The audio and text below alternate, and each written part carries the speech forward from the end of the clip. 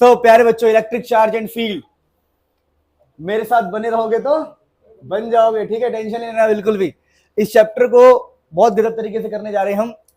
आपको हर एक पॉइंट को क्लियरिटी से समझाएंगे, बहुत मजा आ जाएगा। मतलब अगर कोई पहली बार भी चैप्टर देख रहा है ना और उसने ईमानदारी से देख लिया, मैं अक्सर कहता हूं ना कि मैं तुम्हारे जेब में चैप्टर डाल के दूंगा, बस जेब फटा नहीं होना चाहिए। जेब फटा होगा तो चैप्टर हाथ में नहीं आएगा। क्या हाथ में आएगा? कुछ भी नहीं हाथ में आएगा, ठीक है। हाँ, मैं ऊपर वाले जेब की बात कर रहा था, नीचे वाले जेब की बात नहीं कर रहा था, ठीक है। सो काम की बात यह है कि इस चैप्टर को मैं आपके जेब में डाल के दूंगा, आपका जेब फटा हुआ नहीं होना चाहिए। मतलब आपको बिल्कुल फोकस ईमानदारी से देखना है। पहली बार भी पढ़ रहे हो तब भी आपको पूरा फोकस देना और समझ में आएगा। देखिए, चैप्टर का नाम है इलेक्ट्रिक चार्जेस एंड फील्ड्स। थोड़ा सा मैं आपको समझाता हूं, ये धीरे धीरे हम समझेंगे। इस चैप्टर को हमें दो पार्ट में पढ़ना है। पहला पार्ट क्या है बताओ? Electric charge. और दूसरा पार्ट क्या है हमारा? फील्ड। तो पहले इलेक्ट्रिक चार्ज को समझेंगे, फिर हम कैसे समझेंगे? फील्ड को समझेंगे। तो इलेक्ट्रिक चार्ज को समझने चलते। देखो, इलेक्ट्रिक चार्ज को समझना बड़ा आसान है। जैसे मैं कहता हूं मैं इंसान हूं, मेरी ये बॉडी है, तो मेरी बॉडी की कुछ ना कुछ प्रॉपर्टी होगी। जैसे कि भाई मेरी आंख है, मेरी आंख मेरी प्रॉपर्टी है। तो आंख का काम क्या है? देखना। आंख का काम क्या है? मेरा हाथ है, हाथ मेरी प्रॉपर्टी है। हाथ का काम क्या है? राइट हैंड की बात नहीं कर रहा, लेफ्ट हैंड जो भी है।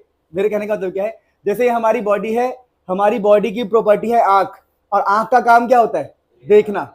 वैसे ही एक बॉडी की प्रॉपर्टी, सुन लो मेरी बात को, एक बॉडी की प्रॉपर्टी होती है चार्ज। क्या होती है? और इस चार्ज से क्या होता है? अट्रैक्शन या फिर रिपल्शन। क्या होता है? अट्रैक्शन या फिर रिपल्शन। मैं भी समझाऊंगा इसका मतलब क्या है। देखिए, जैसे ये हमारा शरीर है और हमारे शरीर के पास क्या है? आंख। तो शरीर की प्रॉपर्टी क्या होगी? एक प्रकार से आंख, और आंख का काम क्या होता है? देखना। वैसी अगर कोई बॉडी है तो उस बॉडी की प्रॉपर्टी क्या होती है? चार्ज। और चार्ज का काम क्या होता है? अट्रैक्शन या रिपल्शन पैदा करना। तो अगर आपसे कोई बोले भैया इस चैप्टर के अंदर इलेक्ट्रिक चार्ज का क्या मतलब है, मैं बहुत रफ भाषा और रिलेट करने का प्रयास कर रहा हूं ताकि आपको याद हो जाए। तो देखिए, इलेक्ट्रिक चार्ज का क्या मतलब होता है? तो it is an intrinsic property of material. ये मटेरियल की इंट्रिंसिक प्रॉपर्टी होती है। इंट्रिंसिक का मतलब होता है आंदरूनी, कैसे मतलब अंदर का। ये बॉडी के, it is an intrinsic property of material, material के अंदर की प्रॉपर्टी होती है, ड्यू टू विच, जिसके कारण अट्रैक्शन या रिपल्शन अराइजेस। अराइजेस का मतलब क्या होता है? आना, होना। समझे मेरी बात को? तो अगर आपसे कोई पूछे भाई इलेक्ट्रिक चार्ज क्या होता है, क्या बोलोगे? ये इंट्रिंसिक प्रॉपर्टी होती है किसकी? मटेरियल की, जिसकी वजह से क्या होता है? अट्रैक्शन या रिपल्शन। अब आप बात करते हैं भाई टाइप्स ऑफ चार्ज। दो तरह के होते हैं, प्लस क्यू या फिर प्लस क्यू। मतलब ऐसे भी लिख सकते हैं और ऐसे भी लिख सकते हैं। फिर एक होता है माइनस क्यू और दूसरा क्या हो सकता है? Minus Q. दो तरह के चार्ज होते हैं। प्लस, मेरी बात सुनो, मेरे कहने का मतलब क्या है, चार्ज तो दो प्रकार के ही होंगे, एक होगा प्लस, एक होगा माइनस। लेकिन प्लस वाले को लिखने का तरीका क्या है? आप ऐसे लिख दो प्लस क्यू, या फिर कैपिटल में लिख दो। वैसे माइनस वाले को ऐसे लिख दो, स्मॉल क्यू में या फिर कैपिटल क्यू में। तो दो टाइप के चार्ज होंगे। पॉजिटिव चार्ज, तो पॉजिटिव को ऐसे लिख सकते हो प्लस क्यू या फिर प्लस क्यू। नेगेटिव को माइनस क्यू या फिर माइनस क्यू। क्या बात समझ में आ गई? तो फटाफट 2 मिनट के लिए मन में सोच लो क्या है, फिर आगे बढ़ते। अरे कंफ्यूजन तो नहीं है? टाइप्स ऑफ चार्ज में दो तरह का ही होता है, एक प्लस और एक। तो प्लस को आप प्लस क्यू से भी लिख सकते हैं और कैपिटल क्यू से भी। मतलब प्लस को ही दो बार लिख सकते हैं हम। जैसे मैंने कहा भाई एक पॉजिटिव चार्ज है, तो कोई बंदा बोलेगा प्लस क्यू, कोई बोलेगा यार मैं कैपिटल क्यू लिखूंगा प्लस क्यू। तो पॉजिटिव को आप दो तरीके से रिप्रेजेंट कर सकते हो, प्लस स्मॉल क्यू में, प्लस कैपिटल क्यू में। वैसे नेगेटिव, नेगेटिव को स्मॉल में भी और कैपिटल में। तो हमारे कितने तरह के चार्ज होते हैं? सिर्फ दो तरह के, एक पॉजिटिव और एक। तो प्लस और माइनस, प्लस को हम दो तरीके से लिख सकते हैं और माइनस को भी स्मॉल में भी और कैपिटल क्यू में भी। फिर हम फटाफट आगे बढ़ते हैं, नोट कर लो, ये समझ लो अच्छे से। चलिए, अगला टॉपिक है हमारे पास प्यारे बच्चों, मेथड ऑफ चार्जिंग। कि भैया किसी बॉडी को हम चार्ज कैसे करते हैं। भाई हमें पता लग गया दो तरह के चार्ज होते हैं, प्लस और माइनस। और चार्जेस के बीच में क्या होता है? अट्रैक्शन या तो रिपल्शन। लेकिन मुद्दा ये है साहब, क्या मुद्दा? कि भैया चार्ज करते कैसे? जैसे मेरी बॉडी है भाई, इसको मैं कैसे चार्ज करूंगा? तो चार्ज करने के अलग अलग तरीके हैं। तो पहला तरीका होता है आपका फ्रिक्शन। फ्रिक्शन क्या होता है कि भैया जैसे ये मेरा हाथ है और ये पेन है, तो इन दोनों को आपस में फ्रिक्शन दूंगा। क्या दिया मैंने? फ्रिक्शन। तो होगा क्या? होगा ये कि मान लो पेन के अंदर से इलेक्ट्रॉन निकल के इसके अंदर चला गया, पेन के अंदर से इलेक्ट्रॉन इसमें चला गया, तो हम कहेंगे भैया इसके अंदर इलेक्ट्रॉन बढ़ गए। इलेक्ट्रॉन बढ़ गए। इलेक्ट्रॉन क्या होता है? नेगेटिव। पता है सबको? इलेक्ट्रॉन नेगेटिव होता है। तो हम बोलेंगे ये बॉडी क्या हो गया? नेगेटिव। अब इस बॉडी के अंदर से इलेक्ट्रॉन निकला था, पेन के अंदर से इलेक्ट्रॉन, तो भैया इसमें इलेक्ट्रॉन कम पड़ गया, तो इसके अंदर नेगेटिव कम पड़ गया। क्या कम पड़ गया? और नेगेटिव जिसके अंदर कम पड़ जाएगा उसको बोलेंगे हम पॉजिटिव। क्या बोलेंगे? यानी कि फ्रिक्शन की वजह से क्या होता है? ट्रांसफर ऑफ इलेक्ट्रॉन, ठीक है ना, by a body, by one body to another, by one body to another. अब काम की बात क्या है यहां पर कि भैया दो बॉडी को आपस में अब घिस रहे थे, दो चीज को आपस में घिस रहे थे। अब दो चीज को आपस में घिस रहे हैं, अब इसके अंदर इलेक्ट्रॉन चला गया, अगर इसके अंदर इलेक्ट्रॉन गया है तो ये बन जाएगा आपका नेगेटिव। क्या बन जाएगा? ये नेगेटिव बन जाएगा। और इसके अंदर से चला गया, इसके अंदर से नेगेटिव पार्टिकल निकल के चला गया, तो ये क्या बन जाएगा बताओ? ये बन जाएगा आपका पॉजिटिव। तो जिसके अंदर से इलेक्ट्रॉन निकल जाता है वो पॉजिटिव बन जाता है, और जिसके अंदर इलेक्ट्रॉन जाता है वो क्या बन जाता है? चलो एक एग्जांपल, मैंने क्या किया, मैंने मान लो इस हाथ को और इस मार्कर को आपस में, इस कपड़े को और मार्कर को घिसा। मैं कहता हूं भैया इसके अंदर से इलेक्ट्रॉन गया कपड़े के अंदर, मेरे शर्ट में इलेक्ट्रॉन गया, तो शर्ट का चार्ज क्या होगा? शर्ट का चार्ज क्या होगा? और इसका चार्ज क्या होगा? क्योंकि जिसके अंदर इलेक्ट्रॉन जाएगा वो क्या बन जाएगा? और जिसके अंदर से जाएगा वो पॉजिटिव।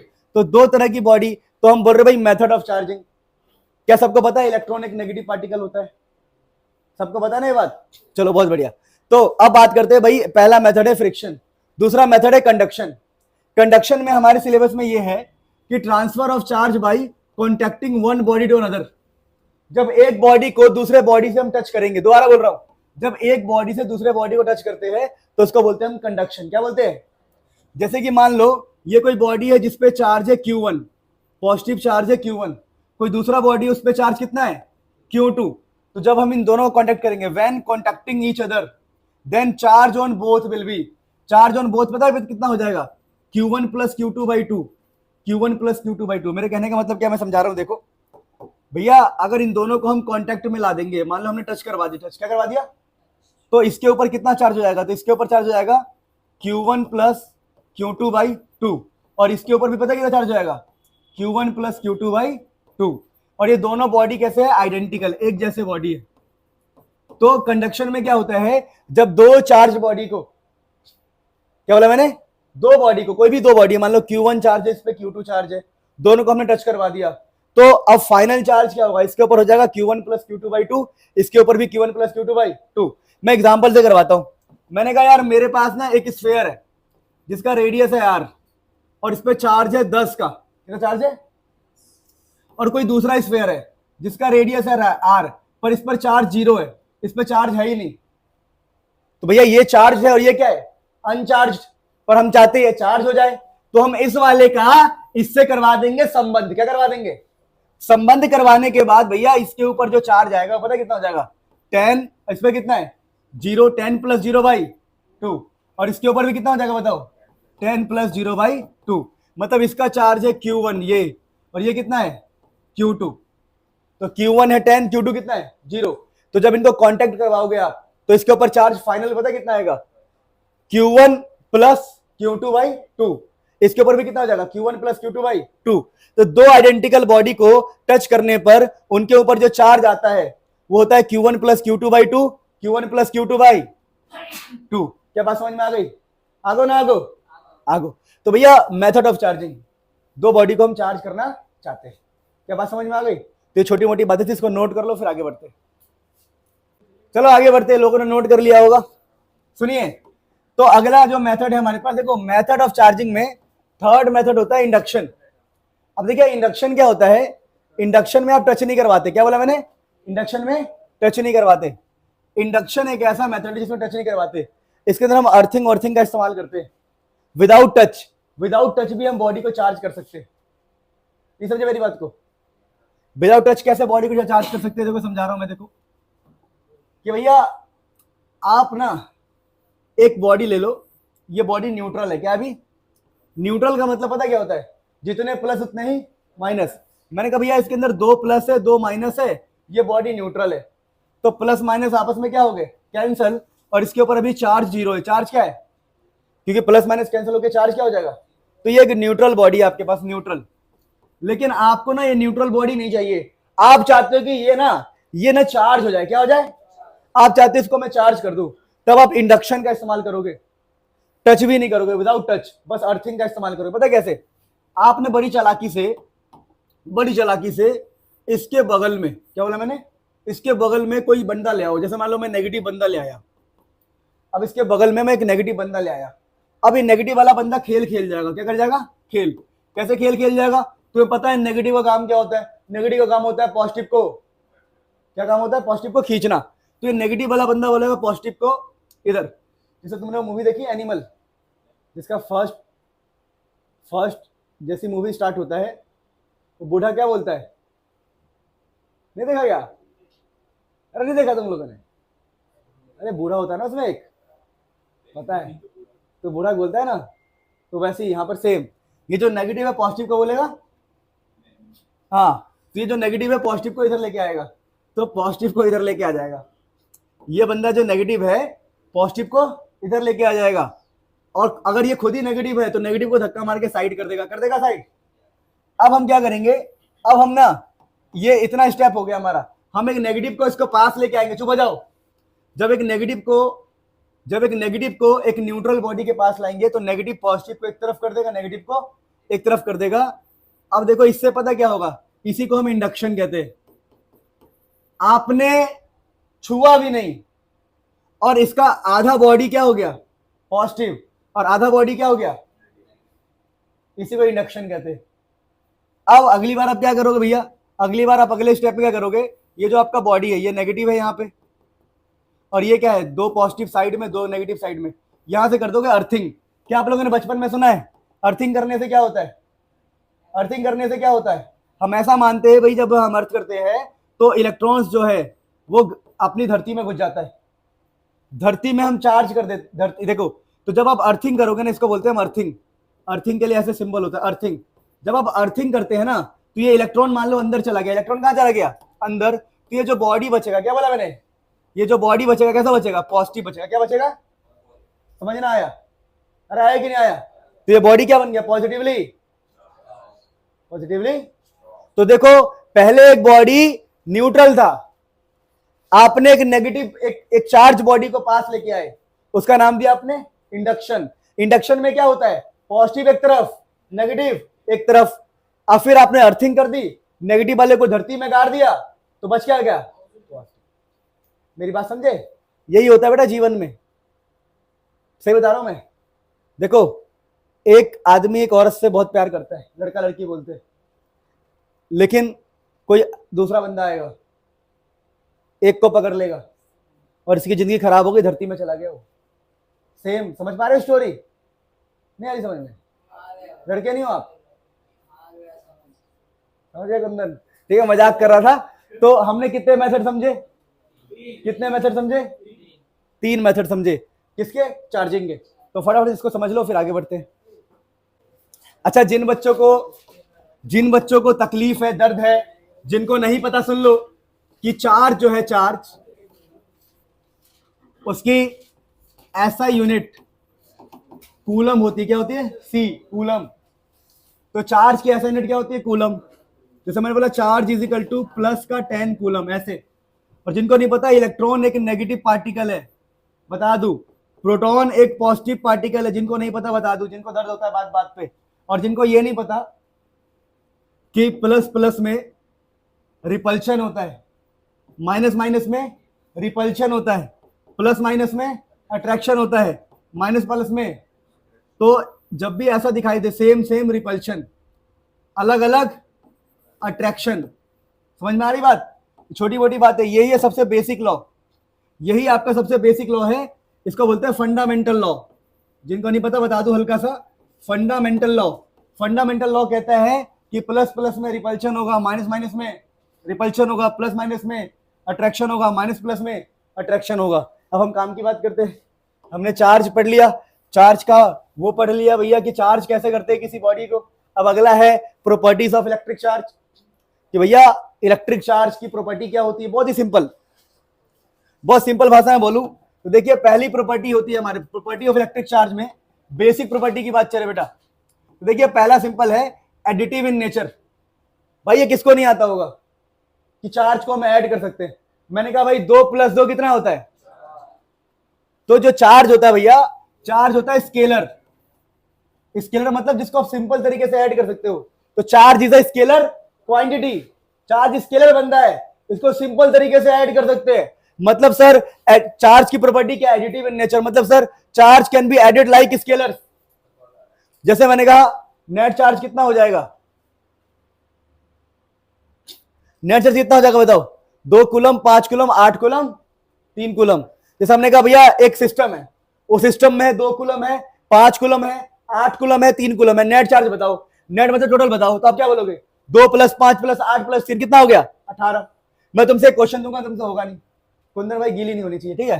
तो देखो मतलब गीला इन द सेंस कुंदन ना पसीने में है ना, -2 कूलम। बताओ भाई कुंदन क्या होगा आंसर, नेट चार्ज कितना होगा कुंदन, 3 क्यों होगा, क्योंकि प्लस का 2 माइनस का 2 0 होगा, क्या होगा, और बचा क्या 3।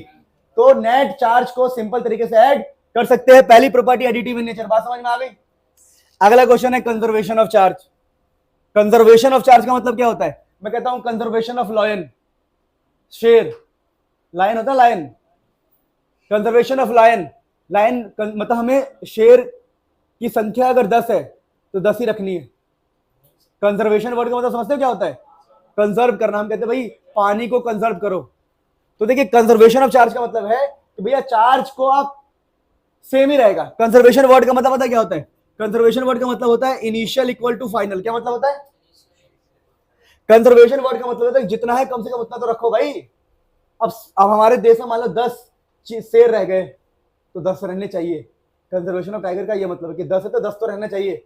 तो कंजर्वेशन ऑफ चार्ज का मतलब है कि चार्ज को आप क्रिएट नहीं कर सकते, चार्ज को आप डिस्ट्रॉय नहीं कर सकते, जितना चार्ज है उतना ही रहेगा। तो मैंने कहा भाई मेरे पास एक सिस्टम है, और लेकिन सिस्टम ऐसा होना चाहिए दुनिया से दूर, दुनिया की नजरों से दूर।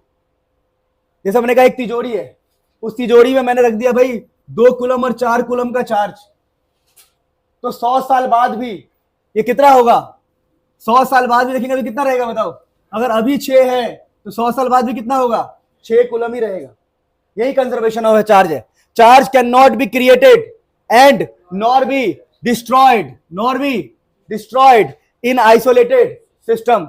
आइसोलेटेड मतलब तिजोरी, तिजोरी मतलब दुनिया से दूर। अब ऐसा है कि मैं अगर खुला छोड़ दूं चार्ज को तो कोई भी उठा ले जाएगा, कोई भी चीज, कोई भी कुछ भी हो सकता है। तो खुला नहीं छोड़ना है, आइसोलेट करना है। अगर एक सिस्टम आइसोलेटेड है तो charge can not be created nor be isolate मतलब तिजोरी। समझे आइसोलेट क्या होता है, अलग कर देना। कोरोना में सबको क्या कर रहे थे हम, आइसोलेट, अलग कर रहे थे। तो अगर एक सिस्टम है जो आइसोलेट है, दुनिया की नजरों से दूर है, तो उसमें चार्ज की वैल्यू कभी भी खत्म नहीं होगी, सेम की सेम रहेगी। तो चार्ज को ना पैदा कर सकते हो ना खत्म कर सकते हो।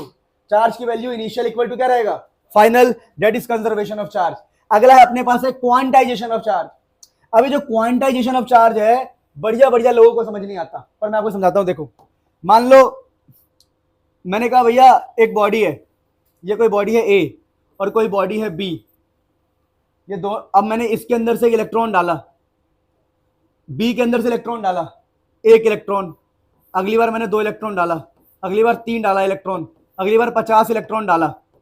बी के अंदर से इलेक्ट्रॉन डाल रहा हूं ए के अंदर। कभी ऐसा हो सकता है कि मैं डालू 1.2 इलेक्ट्रॉन। रोहन, इज दिस संभव, इज दिस संभव? क्या तू 1.2 इलेक्ट्रॉन डाल सकता है भाई? नहीं। क्या तू 1.5 इलेक्ट्रॉन डाल सकता है? नहीं। 2.5 इलेक्ट्रॉन नहीं डाल सकता। इलेक्ट्रॉन या तो 1 होता है, या तो 2 होता है, या तो 3 होता है, या तो इलेक्ट्रॉन हमेशा कैसे होते हैं, 1 2 3 4 5 6। इलेक्ट्रॉन कभी भी 2.5 2.5 नहीं होता, 1.5 नहीं होता। तो वही बोला गया है। क्वांटाइजेशन ऑफ चार्ज कहता है अगर किसी बॉडी पे चार्ज जाएगा तो ऐसे जाएगा 1e, किसी बॉडी पर चार्ज होगा तो 1 इलेक्ट्रॉन के बराबर होगा, या किसी बॉडी पे चार्ज 2 इलेक्ट्रॉन के बराबर होगा, किसी बॉडी के ऊपर 3 इलेक्ट्रॉन के बराबर होगा। कभी किसी बॉडी के अंदर चार्ज 2.5 इलेक्ट्रॉन के बराबर नहीं होगा। यानी सर कहना क्या चाहते हो? अरे कहना क्या चाहते हो? तो मैं कहना ये चाहता हूं कि जो चार्ज होगा किसी भी बॉडी के ऊपर वो होगा n इंटू में e। e का मतलब क्या है यहां पर? इलेक्ट्रॉन। तो चार्ज हमेशा n इंटू ई होगा, और n की वैल्यू पता क्या होगी? 1 2 3 4 5, ये नहीं होगा 2.5। तो हमेशा n की वैल्यू क्या होगा? इंटीजर। क्या बोलते हैं इसको? तो यही है बस क्वांटाइजेशन ऑफ चार्ज, कि charge on any body is integer multiply, क्या लिखा है? Integer multiply of charge of 1 electron. और 1 इलेक्ट्रॉन का जो चार्ज होता है वो होता है 1.6 10 की पावर माइनस 19 कूलम। तो वही लिखा हुआ है, देखिए क्वांटाइजेशन ऑफ चार्ज कहता है charge on a body is always integral, क्या लिखा है? Integral multiple of charge of an electron, एक चार्ज के इलेक्ट्रॉन के, समझे? इंटीग्रल मल्टीपल की इंटीजर मल्टीप्लाई में होगा, फ्रैक्शन होगा क्या? नहीं। तो यही है क्वांटाइजेशन ऑफ चार्ज। समझ में आ गया? तो क्वांटाइजेशन ऑफ चार्ज कहता है भैया किसी बॉडी के ऊपर चार्ज का फॉर्मूला क्या होगा? n इंटू ई। तो चार्ज का फॉर्मूला होता है n इंटू ई, जहां पर n का मतलब क्या है? Number of electron, number of electron. ठीक है, बात समझ में आ गो? और ई का वैल्यू पता है आपको? अच्छा, चार्ज प्लस भी हो सकता है और माइनस भी, तो इसका ये होता है quantization of charge. Q is equal to plus minus n e, कि चार्ज या तो प्लस होगा या तो माइनस होगा। That is quantization of charge, very important property. चलो आगे बढ़ते हैं फटाफट। सो प्यारे बच्चों, now we are going to have Coulomb's law. देखिए भाई साहब, कूलम नाम के एक साइंटिस्ट थे, उन्होंने बोला भैया देखो अगर दो चार्ज है, सुन लो, दो चार्ज है Q1 Q2 मान लो भैया, ये प्लस है माइनस है, कुछ भी हो, प्लस हो माइनस हो कुछ भी हो, दो चार्ज है और दोनों चार्ज रखे हुए वैक्यूम में। कहां रखे हो बेटा? वैक्यूम में, उनके बीच में डिस्टेंस है r। तो कूलम्स लॉ कहते हैं दो चार्ज है वैक्यूम में रखा है। वैक्यूम का मतलब होता है जहां पर कोई मीडियम ना हो, जहां पर पार्टिकल ना हो, जहां पर हवा हवा नहीं है। तो बोला भैया कूलम्स लॉ कहते हैं कि भैया दो चार्ज है, दोनों वैक्यूम में रखा हुआ है, दोनों के बीच में डिस्टेंस आ रहे हैं। तो कूलम्स कहते हैं भैया देखो उनके बीच में जो फोर्स होगा ना, वो फोर्स होगा डायरेक्टली मल्टीप्लाई ऑफ चार्ज, कि चार्ज का मल्टीप्लीकेशन जितना ज्यादा होगा फोर्स ज्यादा होगा। और उन्होंने कहा इनवर्सली डिस्टेंस का स्क्वायर, अगर डिस्टेंस ज्यादा होगा तो फोर्स क्या होगा? कम। और बिल्कुल बात सही है, चार्जेस अगर ज्यादा होंगे तो फोर्स क्या होंगे? ज्यादा, और डिस्टेंस अगर ज्यादा होगा तो फोर्स क्या होगा? कम। तो चार्ज के ज्यादा होने से फोर्स ज्यादा होगा, पर डिस्टेंस के ज्यादा होने से फोर्स क्या होगा? कम। उन दोनों को कंबाइन किया गया। कंबाइन करने के बाद, कंबाइन जब करेंगे तो यहां पर ना ये प्रोपोर्शनलिटी साइन है, यहां पर आएगा कांस्टेंट। क्या आएगा? Q1 Q2 by are square, के Q1 Q2 बाई। तो इसी का नाम दिया गया कूलम्स लॉ। तो कूलम्स लॉ कहता है भैया कि it is state that if 2 point charge placed in vacuum with separation r, then force between them is given by this formula. Force between them is given by this formula. given by के बाद ये लिख लेना कि force directly proportional to product of charges, inversely proportional to distance का square.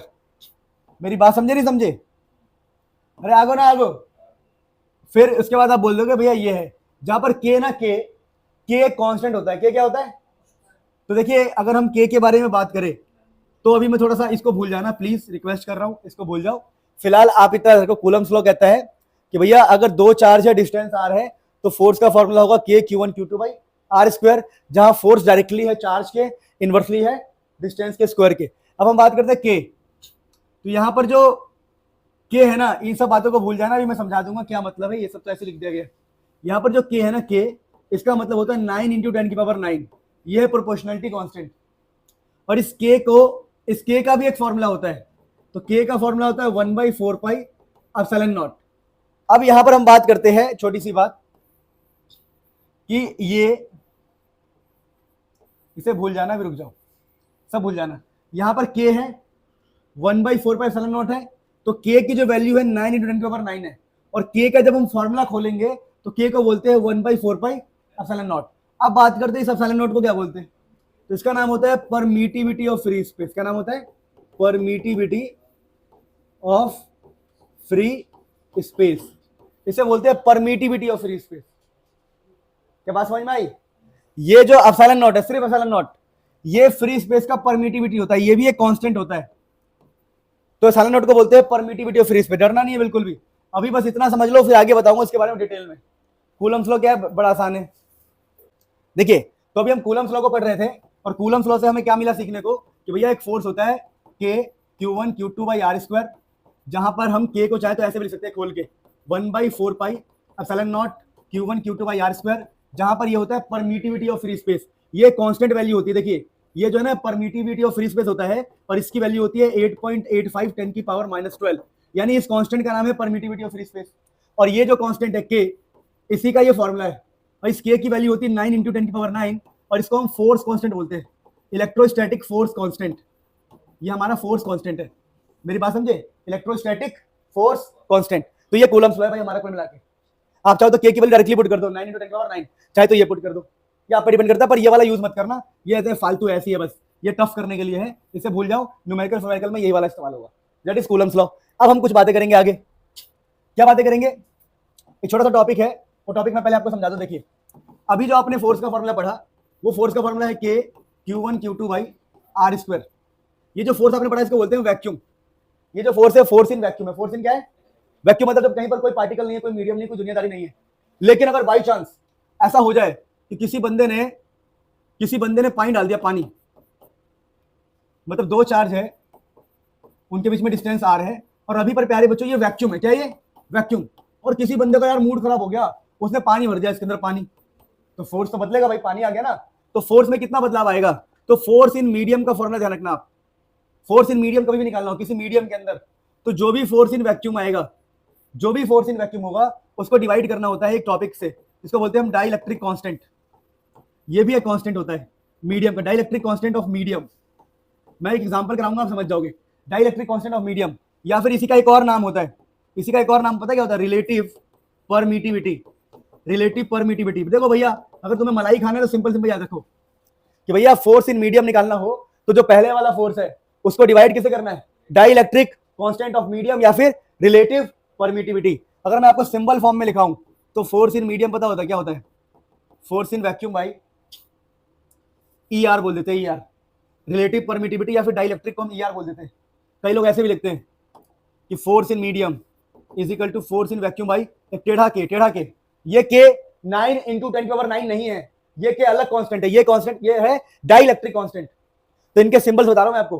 तो force in medium क्या होता है? Force in vacuum by dielectric constant या फिर रिलेटिव परमिटिविटी। तो ऐसे सिंबल्स होते हैं ये। अब तुम बोलोगे सर हमें आप ये बताओ, क्या बताओ कि यहाँ पर ER क्या होगा? अगर कोई तुमसे कहता है ER डिफाइन करो, तो क्या बोलोगे? Force in vacuum by force in, ER को यहाँ ले जाओगे, ये नीचे आ जाएगा। तुमसे किसी ने बोला K को डिफाइन करो, K मतलब डाइलेक्ट्रिक कांस्टेंट या फिर रिलेटिव परमिटिविटी, तो force in vacuum by force in medium. तो अगर आपसे एग्जाम में क्वेश्चन आता है व्हाट इज डाइलेक्ट्रिक कांस्टेंट या फिर रिलेटिव परमिटिविटी, दोनों एक ही बात है, और दोनों के अलग अलग सिंबल, दोनों एक ही बात है, सिंबल भी दो है, एक बार है ER, एक बार क्या बोल रहे हैं हम K। तो फोर्स इन मीडियम क्या हो गया? Force in vacuum by dielectric constant, force in vacuum by relative permittivity. तो force in medium is equal to force in vacuum by ER, या फिर force in medium is equal to force in vacuum by K। Define करने को आ गया कि भैया relative permittivity को define करो, या फिर डाइलेक्ट्रिक कांस्टेंट को डिफाइन करो, या डाइलेक्ट्रिक कांस्टेंट को डिफाइन करो, या रिलेटिव परमिटिविटी को डिफाइन करो। कैसे डिफाइन करोगे? It is the ratio of force in vacuum to the force in, आपसे दोनों में से कुछ भी पूछे उसका सेम ही आंसर होगा, force in vacuum by force in, क्योंकि ये दोनों का नाम अलग अलग है पर दोनों एक ही चीज है, दोनों का सिंबल अलग अलग है पर दोनों आपस में क्या है? एक ही चीज। मतलब ER की जगह पर मैं K लिख सकता हूं, देखो K की जगह पर मैं ER लिख सकता हूं, समझे? दोनों एक ही चीज है। तो ये बहुत ही इंपॉर्टेंट टॉपिक था, इसके ऊपर एक क्वेश्चन कराता हूं। क्वेश्चन क्या है? मैंने कह दिया भैया यहां पर पानी है, चलो पहले एयर है, वैक्यूम है, वैक्यूम में फोर्स है हमारा 10 Newton, force in vacuum 10 Newton है। अब यहां पानी डाल दिया हमने, पानी, और बोल दिया भैया पानी का जो डाइलेक्ट्रिक कांस्टेंट है, dielectric constant of water, K of water, पानी का डाइलेक्ट्रिक कांस्टेंट है 80, फोर्स कितना होगा? तो आप बोलोगे भैया force in medium, force in vacuum by dielectric constant. तो फोर्स इन वैक्यूम कितना है बता सकता है कोई मुझे? 10, और डाइलेक्ट्रिक वेलोसिटी कितना है 80, तो 1/8 हो गया। क्या आंसर? कि अब जो मीडियम में फोर्स होगा वो 1/8 हो गया, मीडियम में फोर्स घट जाता है। तो फटाफट नोट कर लो, फिर आगे बढ़ते हैं। सो मेरे सुंदर बच्चों, नाउ हम पढ़ेंगे सीएल। सीएल मतलब Coulomb's law in vector form. भैया वेक्टर फॉर्म में कोई कूलम्स लॉ करा दो तो मजा ही आ जाए। तो भैया वेक्टर फॉर्म में कैसे करेंगे? तो देखो, ये मान लो एक चार्ज पार्टिकल है Q1, ये दूसरा चार्ज पार्टिकल है Q2, और इनके बीच में डिस्टेंस हुआ R। तो हम जो फोर्स लिखते हैं, फोर्स वो होता है K Q1 Q2/R²। अब कुछ नहीं करना, डायरेक्शन देना है। डायरेक्शन क्या? इस तरफ का डायरेक्शन मान लो, इस तरफ डायरेक्शन होगा हमारा आई कैप, और पीछे की तरफ क्या होगा? माइनस आई कैप। आगे को बोल रहे हैं हम आई कैप, डायरेक्शन है डायरेक्शन। भैया इस तरफ है आई और पीछे क्या है? माइनस आई। अब मैं आपसे एक बात बोलता हूं, देखो मुझे निकालना है फोर्स ऑन 2 ड्यू टू 1। यहां पर ऑन 2 निकाल रहे हैं हम, ऑन 2, दूसरे पे फोर्स निकाल रहे हैं हम। इस सिंबल का मतलब है, इस सिंबल का मतलब होता है फोर्स ऑन 2 ड्यू टू 1। देखो पीछे लगाने वाला बंदा फोर्स लगाएगा, जो बंदा पीछे होता है क्या लगाता है? फोर्स। तो यहाँ पर पीछे कौन है? 1 है कि 2 है? 1। तो 1 फोर्स लगा रहा है किसके ऊपर? मैंने बोला बाई चांस ये दोनों पॉजिटिव है, तो 1 वाला बंदा 2 पर किधर फोर्स लगाएगा बताओ? 1 वाला बंदा 2 पे इधर फोर्स लगाएगा। किधर लगाएगा? तो हम बोलेंगे भैया देखो वेक्टर फॉर्म में लिखेंगे फोर्स ऑन 2, 2 पर फोर्स इस तरफ लगाए, यहां लगा देंगे आई कैप। क्या लगा देंगे? कई लोग आई कैप लगाते हैं, कई लोग यहाँ पर आर कैप लगाते हैं। आर कैप मतलब वो बताते हैं कि भैया इस तरफ है ना, इस तरफ हमारा आर कैप है। आप आर कैप दिखा दो, इस तरफ क्या दिखा दो? R cap. मैंने आई कैप दिखाया है, तो आर कैप भी लिख सकते हो, आई कैप भी लिख सकते हो। ये सिर्फ डायरेक्शन रिप्रेजेंट कर रहा है। वैसे मैं आपसे बोलूं F12, इसका क्या मतलब होगा? इस बार किस पे फोर्स लग रहा है? 1 पे लगा रहा है। लगा कौन रहा है? 2। पीछे 2 है, 2 लगाएगा। तो 2 ने किधर लगाया होगा बताओ? 2 ने इस तरफ। तो हम बोलेंगे भैया K Q1 Q2 R² minus are cap. समझ में ना आया? माइनस आर कैप मतलब पीछे की तरफ। आगे आर कैप माना आपने, पीछे क्या मानोगे? माइनस आर या फिर माइनस आई। अब यहां से क्या पता लगता है? यहां से कुछ बातें पता लगती है। फर्स्ट बात क्या पता लगती है? कि दोनों फोर्स इक्वल है और अपोजिट है। तो जो कूलम्स का फोर्स है, जो कूलम्स फोर्स है, थर्ड लॉ को फॉलो करता है। तो न्यूटन्स के थर्ड लॉ को फॉलो करता है, क्योंकि फोर्स क्या है? इक्वलेंट। दूसरा क्या? ये जो फोर्स है ये इस लाइन के अलॉन्ग लगता है। 1 ने 2 पे इधर लगाया, 2 ने 1 पे इधर लगाया, तो ये जो फोर्स है एकदम लाइन के अलॉन्ग है। लाइन या बोल सकते हो इस चार्ज के सेंटर की तरफ है, इस तरफ, और इस चार्ज के सेंटर की तरफ इस तरफ। तो इसको हम सेंट्रल फोर्स भी कहते हैं। क्या कहते हैं? Central force. क्यों? Acts along line joining, line joining centres of 2 charge. दोनों चार्ज के सेंटर में फोर्स लगता है, इसलिए इसको सेंट्रल फोर्स भी कहते हैं। Equal and opposite third law follow करता है, और फोर्सेस क्या होते हैं? सेंट्रल। ये 2 पॉइंट्स हमें पता लगता है, बहुत ही महत्वपूर्ण पता लगता है Coulomb's law in vector form से। अब हम बात करते हैं भैया कूलम्स लॉ की ना कुछ लिमिटेशन है। भैया टॉपिक का नाम है limitation of Coulomb's law. Coulomb's law की लिमिटेशन आ गई, मतलब कूलम्स लॉ कहां कहां पे फेल हो रहा है वो समझते हैं। फेलियर, लिमिट लग गई कूलम। चलो दोस्तों, ये सब बातें हमने पढ़ ली। अब अगला टॉपिक है हमारे पास। अच्छा एक छोटी सी बात बता रहा हूं, सुनो। एक टॉपिक है जो मेरे मन में है, मैं लिख देता हूं फिर मैं बताऊंगा। देखिए superposition principle of force. Superposition principle of force क्या कहता है? कि मान लो कहीं पर एक चार्ज है और इस बंदे ने इस पे चार्ज फोर्स लगाया। मान लो फोर्स है 10 न्यूटन का। फिर कहीं यहां पर एक बंदा है, इस चार्ज पे फोर्स लगा रहा है 15 न्यूटन का। तो ये दोनों फोर्स एक दूसरे से आजाद है। कहने का मतलब क्या है? Force between any 2 charge does not affected by presence of other charge. समझ में आया? समझा रहा हूं। देखो मैं ये कह रहा हूं, ये बात याद रखना, यहां पर एक चार्ज है और यहां पर एक चार्ज है। तो भैया इनके बीच में फोर्स का फॉर्मूला क्या है? K Q1 Q2 by distance का स्क्वायर। मान लो कोई तीसरा बंदा आ गया यहाँ पे, तो इनके बीच में भी फोर्स हो सकता है। इनका फोर्स कितना होगा? K Q2 Q3 बाई जो भी डिस्टेंस का स्क्वायर होगा। मुझे बताओ, ये दोनों आपस में फोर्स लगा रहे थे इतना, अब ये तीसरा बंदा आ गया तो ये लगाना छोड़ेगा क्या? मैं कह रहा हूं 1 2 पर फोर्स लगा रहा है। अब कोई तीसरा बंदा ले आएंगे, तो क्या 1 जो है 2 पर फोर्स लगाना छोड़ देगा? आप लॉजिकल बात करो, ये वाला बंदा इस पर फोर्स लगा रहा था और कोई तीसरा आ गया, तो क्या अब ये वाला बंदा इस पर फोर्स लगाना छोड़ देगा? नहीं। यानी force between two charges does not affected by presence of other charges. अब ये वाला बंदा अपना फोर्स लगा ले, मेरी बात समझे? वही वाली बात है, जैसे समझे मेरी बात को? इसकी वजह से अगर ये दोनों में फोर्स है तो तीसरे के आने की वजह से यहां पर कोई फर्क नहीं पड़ता, कोई फर्क। लेकिन एक चीज है जो माननी पड़ेगी, क्या माननी पड़ेगी? कि अगर इस वाले बंदे पे कोई 10 का फोर्स लग रहा है तो इस पर लग रहा होगा 15 लग रहा होगा, हमें क्या मतलब है इससे? लेकिन आप इन दोनों को सिंपल ऐड नहीं कर सकते। अगर आप सोचो कि 15 और 10 कितने हो गए 25, कि इस पॉइंट पर 25 लग रहा है, तो गलत आंसर है, क्योंकि ये वेक्टर्स है। वेक्टर में सिंपल एडिशन नहीं करते, हमें इसका रिजल्टेंट निकालना पड़ता है। क्या निकालना पड़ता है? रिजल्टेंट। ऐसे 10 का स्क्वायर 15 का स्क्वायर 2 10 15। पता है कि रिजल्टेंट का फॉर्मूला क्या होता है? देखिए बेटा, रिजल्टेंट जब भी दो फोर्सेस हो तो रिजल्टेंट का फॉर्मूला होता है, आपने चैप्टर 4 उसमें पढ़ा था मोशनल प्लेन में, F1 square F2 square 2F1 F2 cos theta. तो सुपरपोजिशन प्रिंसिपल कहता है कि जब भी एक पॉइंट पे, क्या बोल रहा हूं मैं, एक पॉइंट पे मोर देन 1 फोर्सेस लग रहा हो, लग सकता है, कोई फर्क नहीं पड़ता, लग सकता है। तो जब भी एक पॉइंट पे मोर देन 1 फोर्स लग रहा हो, तो जब आप नेट फोर्स निकालोगे, रिजल्टेंट निकालोगे, क्या निकालोगे? तो वेक्टर तरीके से निकालना। कैसे निकालना? वेक्टर तरीके से। वेक्टर तरीका क्या होता है, जो आपने, भाई आपको वेक्टर सीखना पड़ेगा क्लास 11 का, कि कैसे हम रिजल्टेंट निकालते हैं। F1 square F2 square 2F1 F2 cos theta.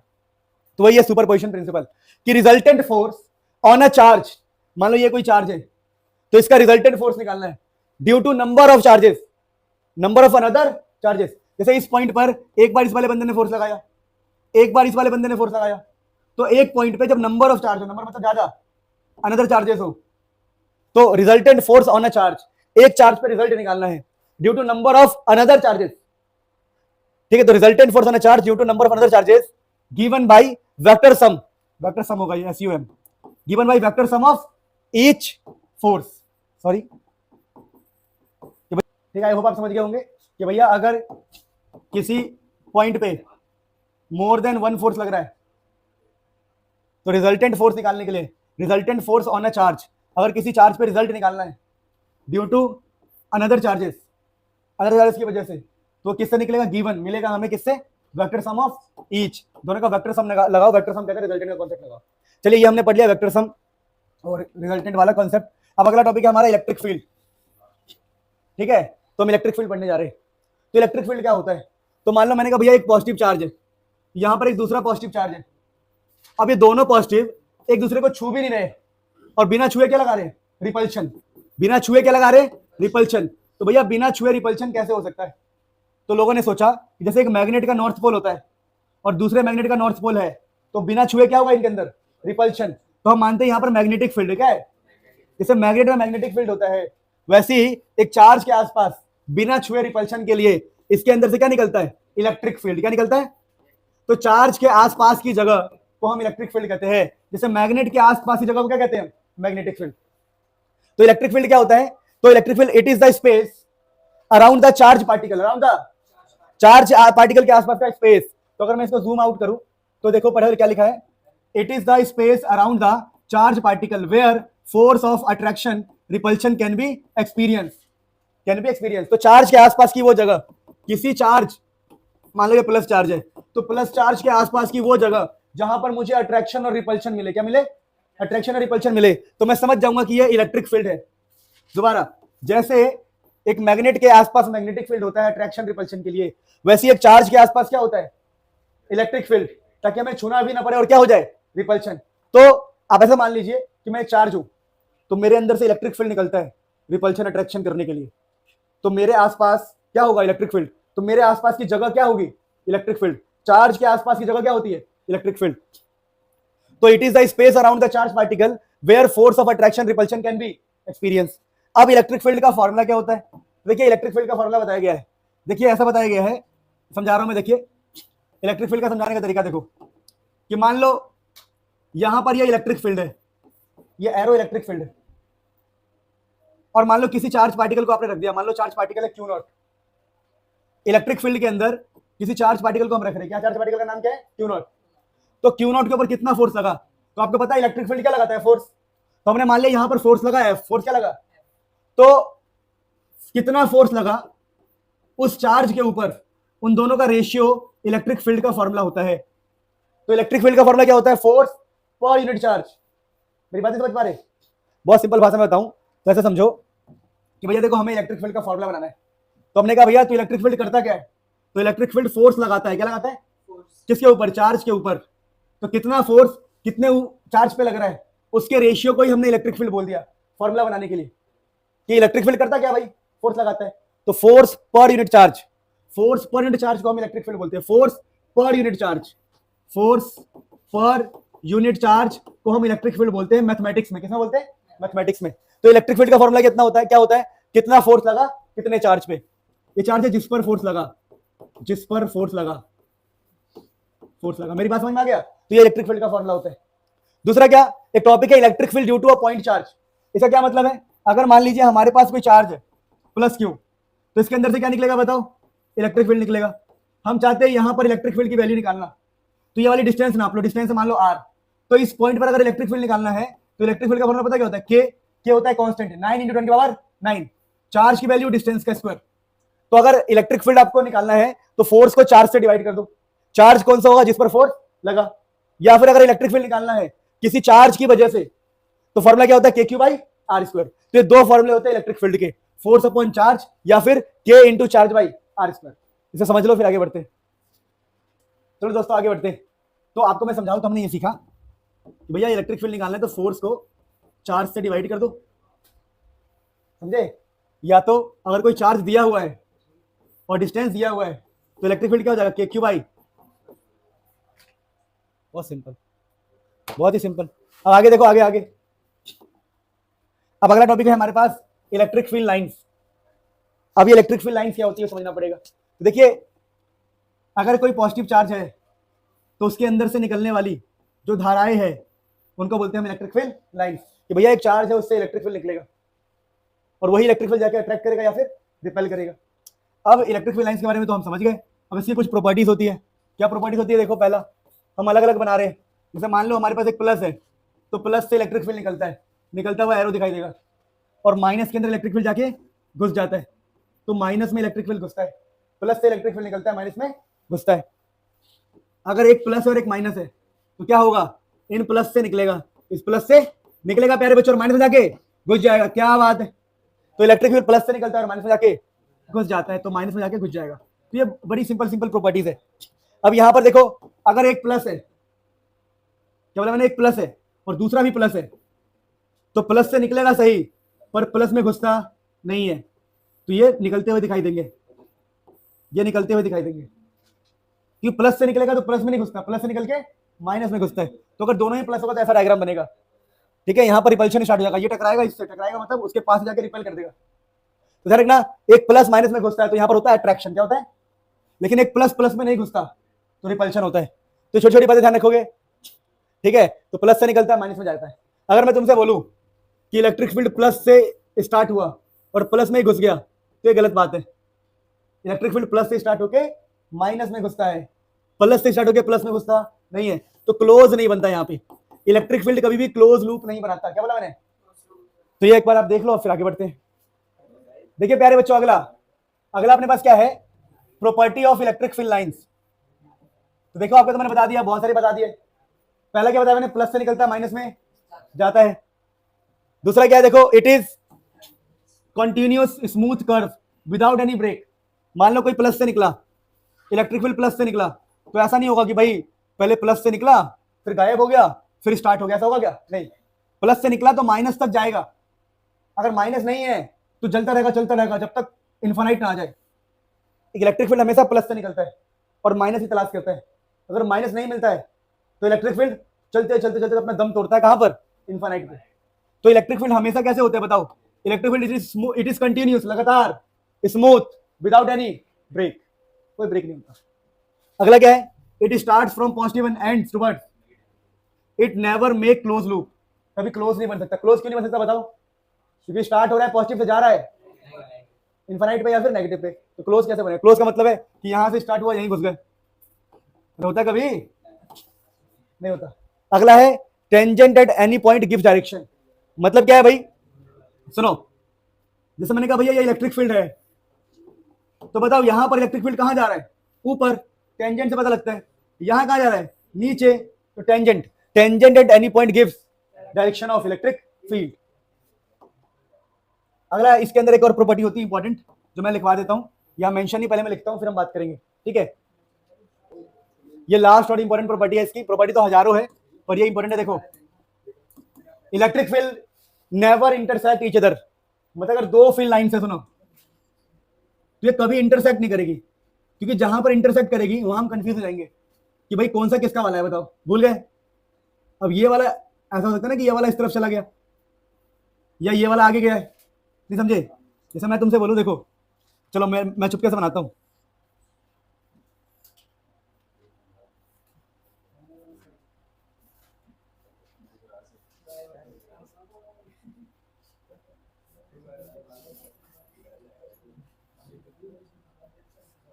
बताओ भाई कौन सा वाला कौन सा है, ए और बी। बताओ भाई बी कहां जा रहा है, तो लोग कहेंगे भाई बी ये वाला है, बहुत सारे, तो कोई कहेगा बी ये वाला है, तो भाई कंफ्यूज हो जाएंगे ना। तो अगर दो इलेक्ट्रिक फील्ड लाइंस कट करेगी तो एक ही पॉइंट पे क्या होगा, दो डायरेक्शन, इधर भी है और इधर भी है, तो हम समझ नहीं पाएंगे कौन सा वाला है। तो लेकिन एक वेक्टर के दो डायरेक्शन नहीं होते, तो वही लिखा हुआ है, देखिए कि electric field lines never intersect because at the point of intersection there will be two direction at a point. एक ही पॉइंट पे दो डायरेक्शन होंगे, विच इज नॉट, एक ही पॉइंट पे दो डायरेक्शन पॉसिबल नहीं होते। तो ये अच्छी प्रॉपर्टी है इसकी, सबसे इंपॉर्टेंट, तभी मैंने इसको स्पेशल लिखवाया है। चलो मेरी बात सुनो प्यारे बच्चों, बेटा मेरी बात सुनो। इलेक्ट्रिक डाइपोल, इलेक्ट्रिक का होता है, ये का होता है डाइपोल, तो जिसके दो पोल हो, जिसके दो पोल हो, दो पोल उसका मतलब जैसे एक होता है नॉर्थ पोल, एक होता है, वैसे ही एक होगा प्लस पोल, एक होगा माइनस पोल। तो भैया जब भी एक माइनस चार्ज और जब भी एक प्लस चार्ज, दोनों बीच के दोनों में कोई डिस्टेंस हो, मान लो ये इनका सेंटर है, सेंटर, तो हम कहते हैं भैया सेंटर से मान लो ये डिस्टेंस है ए और ये डिस्टेंस है ए। तो जब भी दो चार्ज हो, माइनस और प्लस, इक्वल एंड अपोजिट, और इनके बीच में कुछ छोटा मोटा डिस्टेंस हो, बहुत छोटा डिस्टेंस हो, तो इसको बोलते हैं हम डाइपोल। तो when pair of equal and opposite charges separated by a small distance forms electric dipole. Electric dipole ED बनाता है, ईडी मतलब इलेक्ट्रिक डाइपोल। तो इलेक्ट्रिक डाइपोल कब बनता है, जब एक माइनस और एक प्लस हो और उनके बीच में कुछ डिस्टेंस हो। सेंटर से डिस्टेंस कितना होता है, ए, सेंटर से ए, बस समझ में आ गया। अब देखिए जब हम चार्ज, क्या बोला मैं, दोनों चार्ज इक्वल है, तो किसी भी एक की वैल्यू लो, चार्ज को इनके बीच के डिस्टेंस से मल्टीप्लाई करेंगे। डिस्टेंस मतलब ए से ए, तो ए और ए कितना हो जाएगा, 2a। जब 2a से मल्टीप्लाई करोगे, जब चार्ज को 2a से मल्टीप्लाई करोगे, तो इसका नाम दिया गया है डाइपोल मूवमेंट। क्या बोला गया, डाइपोल मूवमेंट। इसको बोला गया पी, पी वेक्टर बोला गया है। पी वेक्टर क्यों बोला गया, क्योंकि हमने ऐसा माना है कि जो डाइपोल मोमेंट है इस तरफ है, माइनस से प्लस की तरफ, तो हमारा जो पी का वेक्टर है इस तरफ है, माइनस से प्लस की तरफ। तो जब चार्ज को डिस्टेंस से मल्टीप्लाई करते हैं तो नाम आता है डाइपोल मूवमेंट। क्या नाम आता है, डाइपोल मूवमेंट। और डाइपोल मूवमेंट को प्यारे बच्चों माइनस से प्लस की तरफ दिखाया गया है। तो आगे ही हमने इसको लिखा होगा डाइपोल मूवमेंट को, ये रहा कि डाइपोल मूवमेंट क्या होता है, it is the product of either charge, either मतलब कोई भी, either charge and distance between the charges, और नाम रखा गया पी वेक्टर। तो इसका फॉर्मूला था चार्ज इंटू डिस्टेंस 2a। अब मेरे प्यारे बच्चों यहां पर खास बात क्या है कि डायरेक्शन कहां से कहां है, नेगेटिव टू पॉजिटिव। तो ये हमारा डाइपोल मोमेंट है, इसको रीड कर लो फिर आगे बढ़ते हैं। चलिए प्यारे बच्चों, so we are done with dipole moment, dipole. अब अगला है मैं से अच्छी एक्टिंग कर लेता हूँ, मजाक नहीं, शाहरुख खान जैसा मैं बोल भी सकता हूँ और ऐसे टेढ़ा भी हो सकता हूँ, बहुत ऐसा।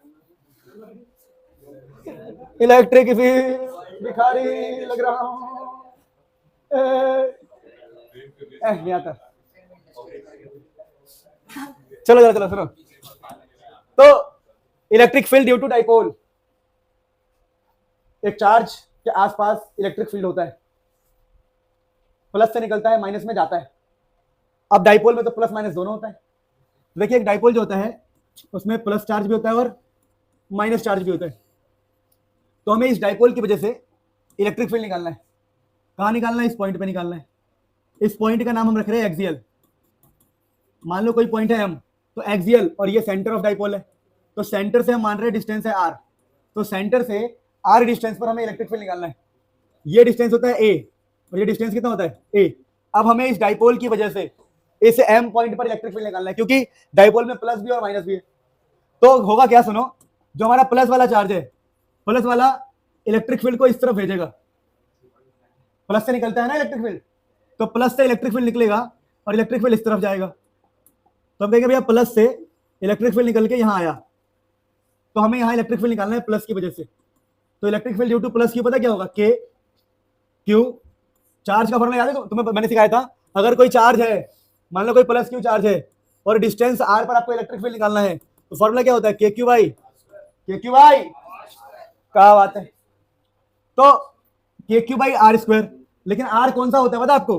चार्ज से लेके उस पॉइंट तक का डिस्टेंस जहां पर आपको निकालना है। तो ये डिस्टेंस पता है कितना होगा? देखो यहां से यहां तक की डिस्टेंस है r और ये डिस्टेंस कितना है? a। तो ये बचेगा r माइनस ए। क्या बचेगा? तो यहां लिख देंगे हम r माइनस ए का होल स्क्वायर। साथ ही साथ इस पॉइंट पे एक माइनस चार्ज भी होगा, और माइनस चार्ज क्या करेगा? अपनी तरफ इलेक्ट्रिक फील्ड को बुलाएगा। बुलाएगा नहीं बुलाएगा? प्लस इलेक्ट्रिक फील्ड निकालता है, माइनस बुलाता है। तो हम बोलेंगे भैया इलेक्ट्रिक फील्ड यहां पर माइनस वाला बंदा भी लगाएगा, electric field due to minus q, electric field of minus. तो फॉर्मूला होगा के क्यू बाई डिस्टेंस का स्क्वायर। डिस्टेंस हमें लेना है माइनस से लेके इस पॉइंट तक का, तो जो हो जाएगा आर और ये वाला डिस्टेंस है ए, तो आर प्लस ए का होल स्क्वायर। लेकिन हमें निकालना है टोटल। कैसे निकालना है टोटल? तो आप देखो दोनों में क्या फर्क है, ये आगे की तरफ है, प्लस की तरफ आगे है, माइनस वाला पीछे है, तो यहाँ एक माइनस साइन लगा दो। प्लस वाला आगे, माइनस वाला पीछे। अब निकालो नेट टोटल इलेक्ट्रिक फील्ड, हम निकालेंगे ई नेट। तो नेट इलेक्ट्रिक फील्ड क्या आएगा भैया? इस वाले में से इसको माइनस कर देंगे, आगे वाले में से पीछे को माइनस, तो हो जाएगा के क्यू आर माइनस ए का होल स्क्वायर माइनस के क्यू आर प्लस ए का होल स्क्वायर। आ गया समझ में? अरे नहीं आया क्या? अब देखो यहां से हम के क्यू कॉमन ले लेते हैं। के क्यू कॉमन लेने के बाद आर प्लस ए, देखो के क्यू कॉमन लूंगा तो यहाँ पता क्या बचेगा? 1/r माइनस ए का होल स्क्वायर आर प्लस ए का होल स्क्वायर। अब मेरे प्यारे बच्चों देखो, अगर मैं यहाँ खड़े होके इतनी देर से पढ़ा सकता हूँ तो आप पढ़ भी सकते हो। के क्यू बाहर आ गया, इस वाले बंदे को यहाँ भेज दूं तो क्या होगा? क्रॉस मल्टीप्लाई कर रहा हूं मैं, ये हो जाएगा आर प्लस ए का होल स्क्वायर, ये हो जाएगा आर माइनस ए का होल स्क्वायर, और नीचे क्या हो जाएगा? नीचे नीचे क्रॉस मल्टीप्लाई। याद कर लो, जिसको मैथ्स नहीं आती, जो मैथ्स में बहुत कमजोर है, याद कर लो, ये यहाँ और ये आपस में ये बन जाएंगे r square minus a square का होल स्क्वायर।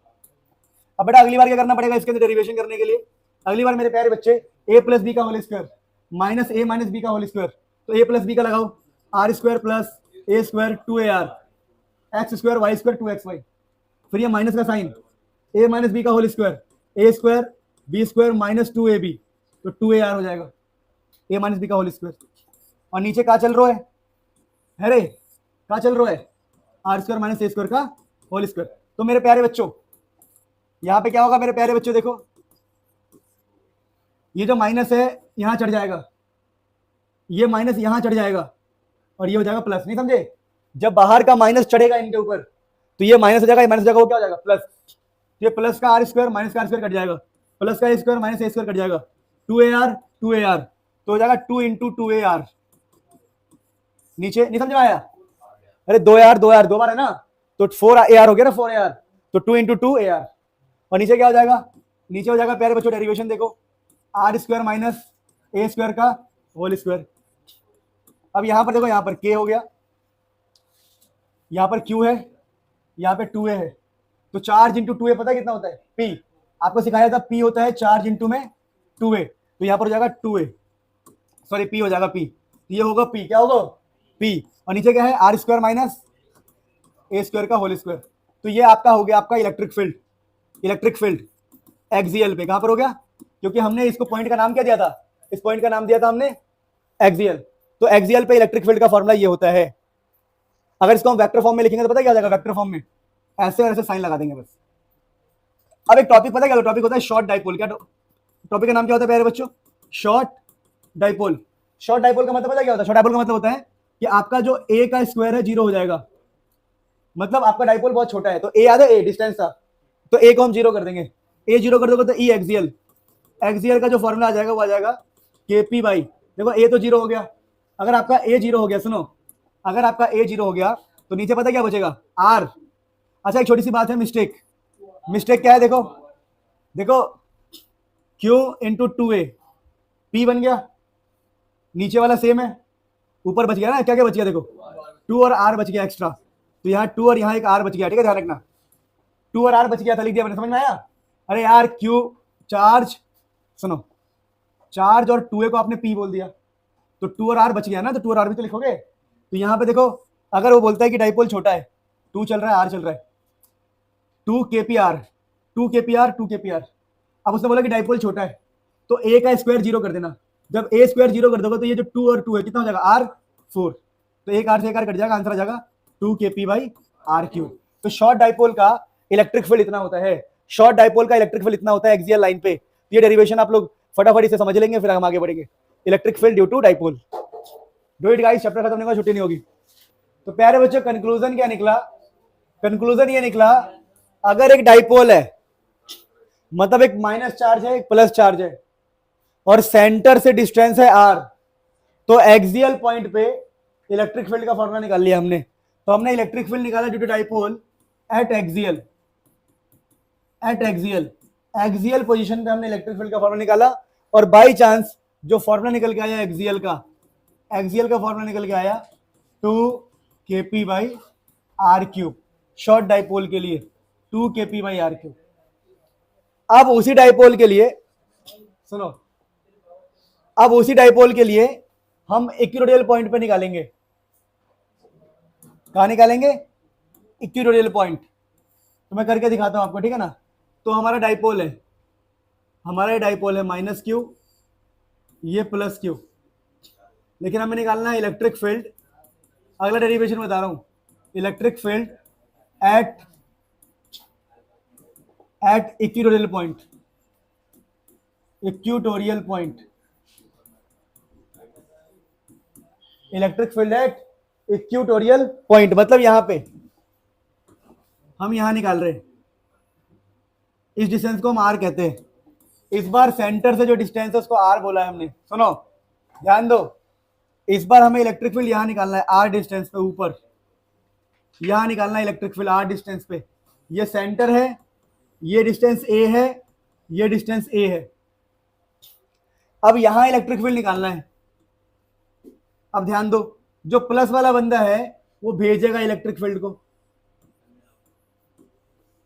माइनस वाला बंदा इलेक्ट्रिक फील्ड को खींचेगा, बुलाएगा ना। तो होता क्या है, इस बार इलेक्ट्रिक फील्ड का एंगल अलग अलग हो गया। तो यहां पर एक तरीका है, अगर मैं इस इलेक्ट्रिक फील्ड की वैल्यू निकालू तो फॉर्मूला होता है k इंटू चार्ज और डिस्टेंस का स्क्वायर। तो डिस्टेंस ये वाला लेंगे हम, यहां से लेके इस पॉइंट तक का, तो पाइथागोरस से डिस्टेंस निकालना पड़ेगा। ये a है, ये r है, तो पाइथागोरस कहता है ये अगर a है, ये r है, तो ये होगा r square plus a square. तो हम बोलेंगे k क्यू बाई डिस्टेंस का स्क्वायर, इस डिस्टेंस का स्क्वायर, तो under root r square plus a square का होल स्क्वायर। नहीं समझे मेरी बात को, इस डिस्टेंस का स्क्वायर करना पड़ेगा, तो रूट कट जाएगा, आंसर आएगा k Q by r square plus a square. अब ये वाला बंदा भी इलेक्ट्रिक फील्ड लगाएगा, उसका भी सेम ही आंसर आएगा, पता है क्यों, डिस्टेंस सेम है ना, r square plus a square. तो ये इलेक्ट्रिक फील्ड का फॉर्मूला आ गया दोनों के लिए। लेकिन दिक्कत ये है हम सिंपल एडिशन नहीं कर सकते, डायरेक्शन अलग अलग है। डायरेक्शन अलग हो तो सिंपल एडिशन, आप सोचोगे मैं इसको इसको जोड़ दूं, आंसर आ जाएगा गलत। तो यहां पर हमें वेक्टर का इस्तेमाल करना पड़ेगा कॉन्सेप्ट। तो उसके लिए हमने तरीका निकाला, हमने बोला भाई सिंपल ऐड नहीं कर सकते, कोई बात नहीं, हमने इस एंगल को बोला थीटा, तो ये एंगल भी थीटा हो जाता है। इस एंगल को बोला हमने थीटा। सो मेरे प्यारे प्यारे होनहार बच्चों, तो पिछली बार हमने इलेक्ट्रिक फील्ड एक्सियल पॉइंट पे निकाला था। हमने कहा था भाई अगर एक माइनस क्यू चार्ज है और एक प्लस क्यू चार्ज है, ध्यान देंगे, एक माइनस क्यू चार्ज है, एक प्लस क्यू चार्ज है, और यहाँ पे इस पॉइंट पे क्या निकालना है, ये एक्सियल है, एक्सियल। इसको हमने डाइपोल कहा था, डाइपोल, ए और ए डाइपोल कहा था। और हमने कहा था भैया हमें यहाँ निकालना है, क्या निकालना है, इलेक्ट्रिक फील्ड। तो वहां पर इलेक्ट्रिक फील्ड का जो नेट वैल्यू आया था एक्सियल पे, इलेक्ट्रिक फील्ड जो एक्सियल पे आया था प्यारे बच्चों, आया था 2kp बाई आर क्यूब, जहां p का मतलब होता है डाइपोल मोमेंट, k का मतलब कौन सा, r का मतलब क्या होता है, सेंटर से डिस्टेंस। और एक्सियल करने के बाद हमने इक्विटोरियल वाला किया था, याद है आप लोगों को। और इक्विटोरियल वाले में प्यारे बच्चों हमने सारा डायग्राम आपको बना दिया था। हमने कहा था हमें निकालना है electric field, electric field at equatorial, equatorial, electric field equatorial पे। और हमने ऐसा कुछ कहा था, अगर आपको याद हो, कि भैया देखो ये माइनस क्यू चार्ज है, ये प्लस क्यू चार्ज है, और हमें इस पॉइंट पर इलेक्ट्रिक फील्ड निकालना है। तो हमने कहा था, अगर आपको डायग्राम याद हो, तो ये इधर खींचेगा, एक वेक्टर इस तरफ होगा, इलेक्ट्रिक फील्ड होगा इस तरफ, माइनस का माइनस खींचता है, और मेरे प्यारे बच्चों प्लस धक्का मारता है, तो प्लस का इलेक्ट्रिक फील्ड इस तरफ होगा। अब इसको हम सिंपल तरीके से ऐड नहीं कर सकते, और मैंने कुछ डायग्राम सिखाए थे आपको। ये ए होता है, ये क्या होता है, ए, ये डिस्टेंस कितना होता है, आर, और ये होता है under root R square plus A square. फिर हमने इलेक्ट्रिक फील्ड निकाला था इस पॉइंट पे, तो इलेक्ट्रिक फील्ड का फॉर्मूला क्या था, याद करो, के क्यू बाई डिस्टेंस का स्क्वायर। तो जब इस डिस्टेंस का हम स्क्वायर करेंगे तो रूट कट जाएगा और आंसर आएगा R square plus A square. और हम कहेंगे दोनों चार्ज इक्वल है, तो इलेक्ट्रिक फील्ड की वैल्यू भी क्या होगी, तो कहीं पर मेंशन कर दे रहा हूं, electric field due to plus equal होगा electric field due to minus, कि इलेक्ट्रिक फील्ड प्लस चार्ज का इक्वल होगा इलेक्ट्रिक फील्ड माइनस चार्ज के, क्योंकि दोनों ही चार्ज क्या है, सेम, और डिस्टेंस भी क्या होने वाला है दोनों का, इस चार्ज से यहाँ का डिस्टेंस और इस चार्ज से यहाँ का डिस्टेंस क्या होगा, सेम, और दोनों ही चार्ज भी सेम है, प्लस माइनस, तो डायरेक्शन का फर्क है। अब हमने कहा यार हमें इलेक्ट्रिक फील्ड पता है, दोनों का इलेक्ट्रिक फील्ड पता है, इसका इलेक्ट्रिक फील्ड भी ई मान रहे हम, इसका इलेक्ट्रिक फील्ड भी ई मान रहे, पर प्रॉब्लम क्या है कि हम ऐड नहीं कर सकते, क्योंकि डायरेक्शन क्या है, अलग। अगर हम इसको ऐड नहीं कर सकते तो सर क्या करेंगे, तो सर कुछ तो करेंगे, तो उसके लिए हम जुगाड़ लगाते हैं, इसको मानते हैं थीटा, इसको मानते हैं थीटा, यहाँ एक लाइन खींच देते हैं, और हम कहते हैं कि ये एंगल भी थीटा होगा, ये एंगल भी क्या होगा, थीटा, और इस तरफ ना कंपोनेंट तोड़ेंगे हम, अगर ये ई है और ये थीटा है तो इस तरफ होगा ई कॉस थीटा, वैसे ही अगर ये वाला ई है और ये थीटा है तो इस तरफ क्या होगा, ई कॉस थीटा। तो हम बोलेंगे दो इलेक्ट्रिक फील्ड का कॉस थीटा इस तरफ होगा, याद कर लेंगे सीधा, क्योंकि हमें डायरेक्शन अलग अलग हम जोड़ नहीं सकते, तो सेम डायरेक्शन में करने के लिए हम कंपोनेंट तोड़ रहे हैं। वैसे ही ऊपर की तरफ पता क्या होगा, ई साइन थीटा, ध्यान कर लेना, और वैसे ही नीचे की तरफ, मैं बता दूं, ऊपर होगा ई साइन थीटा और नीचे होगा ई साइन थीटा। ये कंपोनेंट ब्रेकिंग होता है बेटा, जिन बच्चों से ये नहीं हो रहा डिक्टो इसको याद कर लेंगे, बड़ा आसान है, दो ई कॉस थीटा इस तरफ, एक ई साइन थीटा ऊपर, एक ई साइन थीटा नीचे। तो हम इसमें क्या बोलेंगे कि जो ई साइन थीटा है, ई साइन थीटा को कैंसिल कर देगा, और जो भी हमारा इलेक्ट्रिक फील्ड बचेगा, क्योंकि ये दोनों आपस में ऊपर नीचे है ना, तो they will cancel each other, तो जो भी हमारे पास इलेक्ट्रिक फील्ड बचेगा क्या बचेगा, नेट, जो हमारा नेट इलेक्ट्रिक फील्ड होगा वो होगा 2e cos थीटा। क्या होगा बेटा, 2e cos थीटा, क्योंकि भाई दो बार e cos थीटा इस पीछे की तरफ बचेगा, और ये इलेक्ट्रिक फील्ड पीछे की तरफ है, ध्यान रखना। तो अभी हम आगे बात करते हैं, अगर मुझे नेट इलेक्ट्रिक फील्ड निकालना है तो मैं यहाँ पे लिख दूंगा 2 की जगह 2, और e की जगह पर ये वैल्यू लिख दूंगा मैं, K Q by are square plus A square. और कॉस थीटा पता क्या होता है, बेस अपॉन हाइपोटेनियस। तो मेरे बच्चे इस डायग्राम में बेस ये वाला है और हाइपोटेनियस ये वाला है, तो बेस है हमारा ए, कॉस थीटा होता है बेस अपॉन में हाइपोटेनियस, तो कॉस हमारा हो गया ए अपॉन में हाइपोटेनियस, जो कि है under root R square plus A square. तो मेरे प्यारे बच्चे, मेरे जिगर के टुकड़े, यहां से ई नेट जो आएगा वो क्या आएगा, देखो यहाँ पर आपको दिख रहा है 2 दिख रहा होगा, क्यों दिख रहा होगा, ए दिख रहा होगा, तो क्यू इंटू 2 क्या होता है, क्यू इंटू 2 होता है पी, तो जाएगा के पी, क्या हो जाएगा के पी। और यहाँ पर क्या देखो, यहाँ पर ना इसकी पावर 1 है, are square plus A square की पावर 1 है, यहाँ पर R square plus A square की पावर क्या है, रूट का मतलब होता है 1/2, तो हम कहेंगे यहाँ पर 1 है और यहाँ पर कितना है 1/2, तो हम बोलेंगे base same, base power add, सुना आप लोगों ने। तो R square plus A square है ना, जो इसमें एक की पावर 1 है और एक की पावर रूट है, रूट का मतलब होता है 1/2, तो 1 प्लस 1/2 कितना हो जाएगा 3/2, तो नीचे आ जाएगा R square plus A square की पावर प्यारे बच्चों 3/2। तो यहां से हमने इलेक्ट्रिक फील्ड निकाल लिया, और ये जो इलेक्ट्रिक फील्ड आया ये आया इक्विटोरियल पे, कहां पर आया, इक्विटोरियल। तो इक्विटोरियल पॉइंट पे, इसको हम इक्विटोरियल बोलते हैं, अगर आपको याद हो इस पॉइंट को हम इक्विटोरियल बोलते हैं। तो इक्विटोरियल पे प्लस और माइनस ने मिलके जो इलेक्ट्रिक फील्ड लगाया है उसका फॉर्मूला हमारे हाथ में कितना आया, उसका फॉर्मूला आया equatorial, electric field of equatorial, vector form में लिख रहा हूं, K P by under root R square plus 3/2, और यहाँ पर एक माइनस का साइन लगा रहा हूँ। माइनस साइन में क्यों लगा रहा हूँ, कोई भी बुद्धिमान व्यक्ति बता सकता है, बोलो, क्योंकि इलेक्ट्रिक फील्ड दोनों की तरफ था, पीछे की तरफ था, तो इलेक्ट्रिक फील्ड नेगेटिव में होता है, इस बार ध्यान रखना, अपोजिट होता है, पीछे होता है। अब यहाँ पर शॉर्ट डाइपोल की कंडीशन क्या है, किसी को याद है क्या, अगर कोई आपसे कहता है भैया भैया मेरे को शॉर्ट डाइपोल के बारे में बताओ, तो शॉर्ट डाइपोल के केस में मेरे प्यारे बच्चों क्या होता है, ए स्क्वायर की वैल्यू क्या होती है बताओ, 0, ए स्क्वायर अप्रोक्सीमेट इक्वल टू 0, जब ए को 0 रखोगे तो इक्विटोरियल पे पता है क्या निकलेगा, इक्विटोरियल पे निकलेगा, ये हम केपी, माइनस साइन है कोई दिक्कत नहीं है, माइनस लगाओ ना लगाओ, माइनस का डायरेक्शन बता रहा है, तो सिर्फ केपी बचेगा यहाँ पे, क्या बचेगा, केपी बचेगा ऊपर, और ए स्क्वायर जीरो होने पे खत्म हो जाएगा, और ये जो पावर 2 है ये से 2 कैंसिल हो जाएगा ऊपर नीचे, तो 3 बचेगा आर क्यूब। तो इक्विटोरियल पे होता है केपी बाई आर क्यूब। तो हमने क्या सीखा, हमने सीखा भैया अगर एक डाइपोल है, सुनिए, अगर एक डाइपोल है माइनस क्यू प्लस क्यू, और उनके बीच में डिस्टेंस क्या है बताओ, उनके बीच में डिस्टेंस है आर, तो एक डाइपोल है minus Q plus Q, distance है आर, सॉरी डिस्टेंस आर नहीं है बेटा, बहुत मारूंगा, किसने गलत सिखाया मुझे, तो ये ए है, ये ए है, और सेंटर से डिस्टेंस है यहाँ पे आर, जिसका नाम क्या है एक्सियल। तो एक्सियल पे इलेक्ट्रिक फील्ड कितना आता है 2 केपी बाई आर क्यूब। लेकिन अगर वही डाइपोल है माइनस क्यू प्लस क्यू, ये डिस्टेंस है ए, ये डिस्टेंस है ए, लेकिन हम निकाल रहे हैं यहाँ पे इक्विटोरियल पे, इक्विटोरियल पे। ये जो इक्विटोरियल है इसका एक और नाम होता है परपेंडिकुलर बाइसेक्टर, पता है क्यों, क्योंकि ये 90 डिग्री पे कट कर रहा है इन दोनों को, समझ रहे हो, बीच में एकदम कट कर रहा है, इस लाइन को कट कर रहा है, तो इसको परपेंडिकुलर बाइसेक्टर भी कहते हैं और इक्विटोरियल पॉइंट भी कहते हैं। तो यहाँ पर इलेक्ट्रिक फील्ड का जो फॉर्मुला आया इक्विटोरियल वाला, वो कितना निकल के आया, केपी बाई आर क्यूब। तो यहाँ से क्या पता लगता है, यहाँ से ये पता लगता है, देखिए ये एक्सियल था, यहाँ से पता लगता है रिलेशन बिटवीन, इन दोनों में रिलेशन क्या है कि जो एक्सियल वाला है इलेक्ट्रिक फील्ड ऑफ एक्सियल, वो 2 गुना होता है किसके वाले का, इक्विटोरियल वाले का, ये 2 गुना होता है इक्विटोरियल का, इलेक्ट्रिक फील्ड ऑफ इक्विटोरियल। तो ये ध्यान रखना, इक्विटोरियल, ये छोटी सी बात बहुत इंपॉर्टेंट है, इक्वेटोरियल ध्यान रखना। एक्सियल वाले में 2 होता है ज्यादा, तो एक्सियल वाला होता है 2 गुना किसके, इक्विटोरियल के, क्योंकि ये केपी बाई आर क्यूब है, तो ये क्या है 2 केपी बाई आर क्यूब। तो ये रिलेशन आप याद रखना, इसके ऊपर क्वेश्चन आ सकता है एग्जाम में। सो प्यारे बच्चों, हमने एक्सियल पढ़ा, इक्विटोरियल पढ़ा, अब आगे बढ़ेंगे फटाफट। सो प्यारे बच्चों, अभी हम क्या देख रहे हैं, अभी देख रहे हैं torque on a dipole, torque on a dipole in uniform electric field. So हमारे पास जो टॉपिक है ये वाला है, टॉपिक ये है, इसका हम डेरिवेशन करेंगे अभी।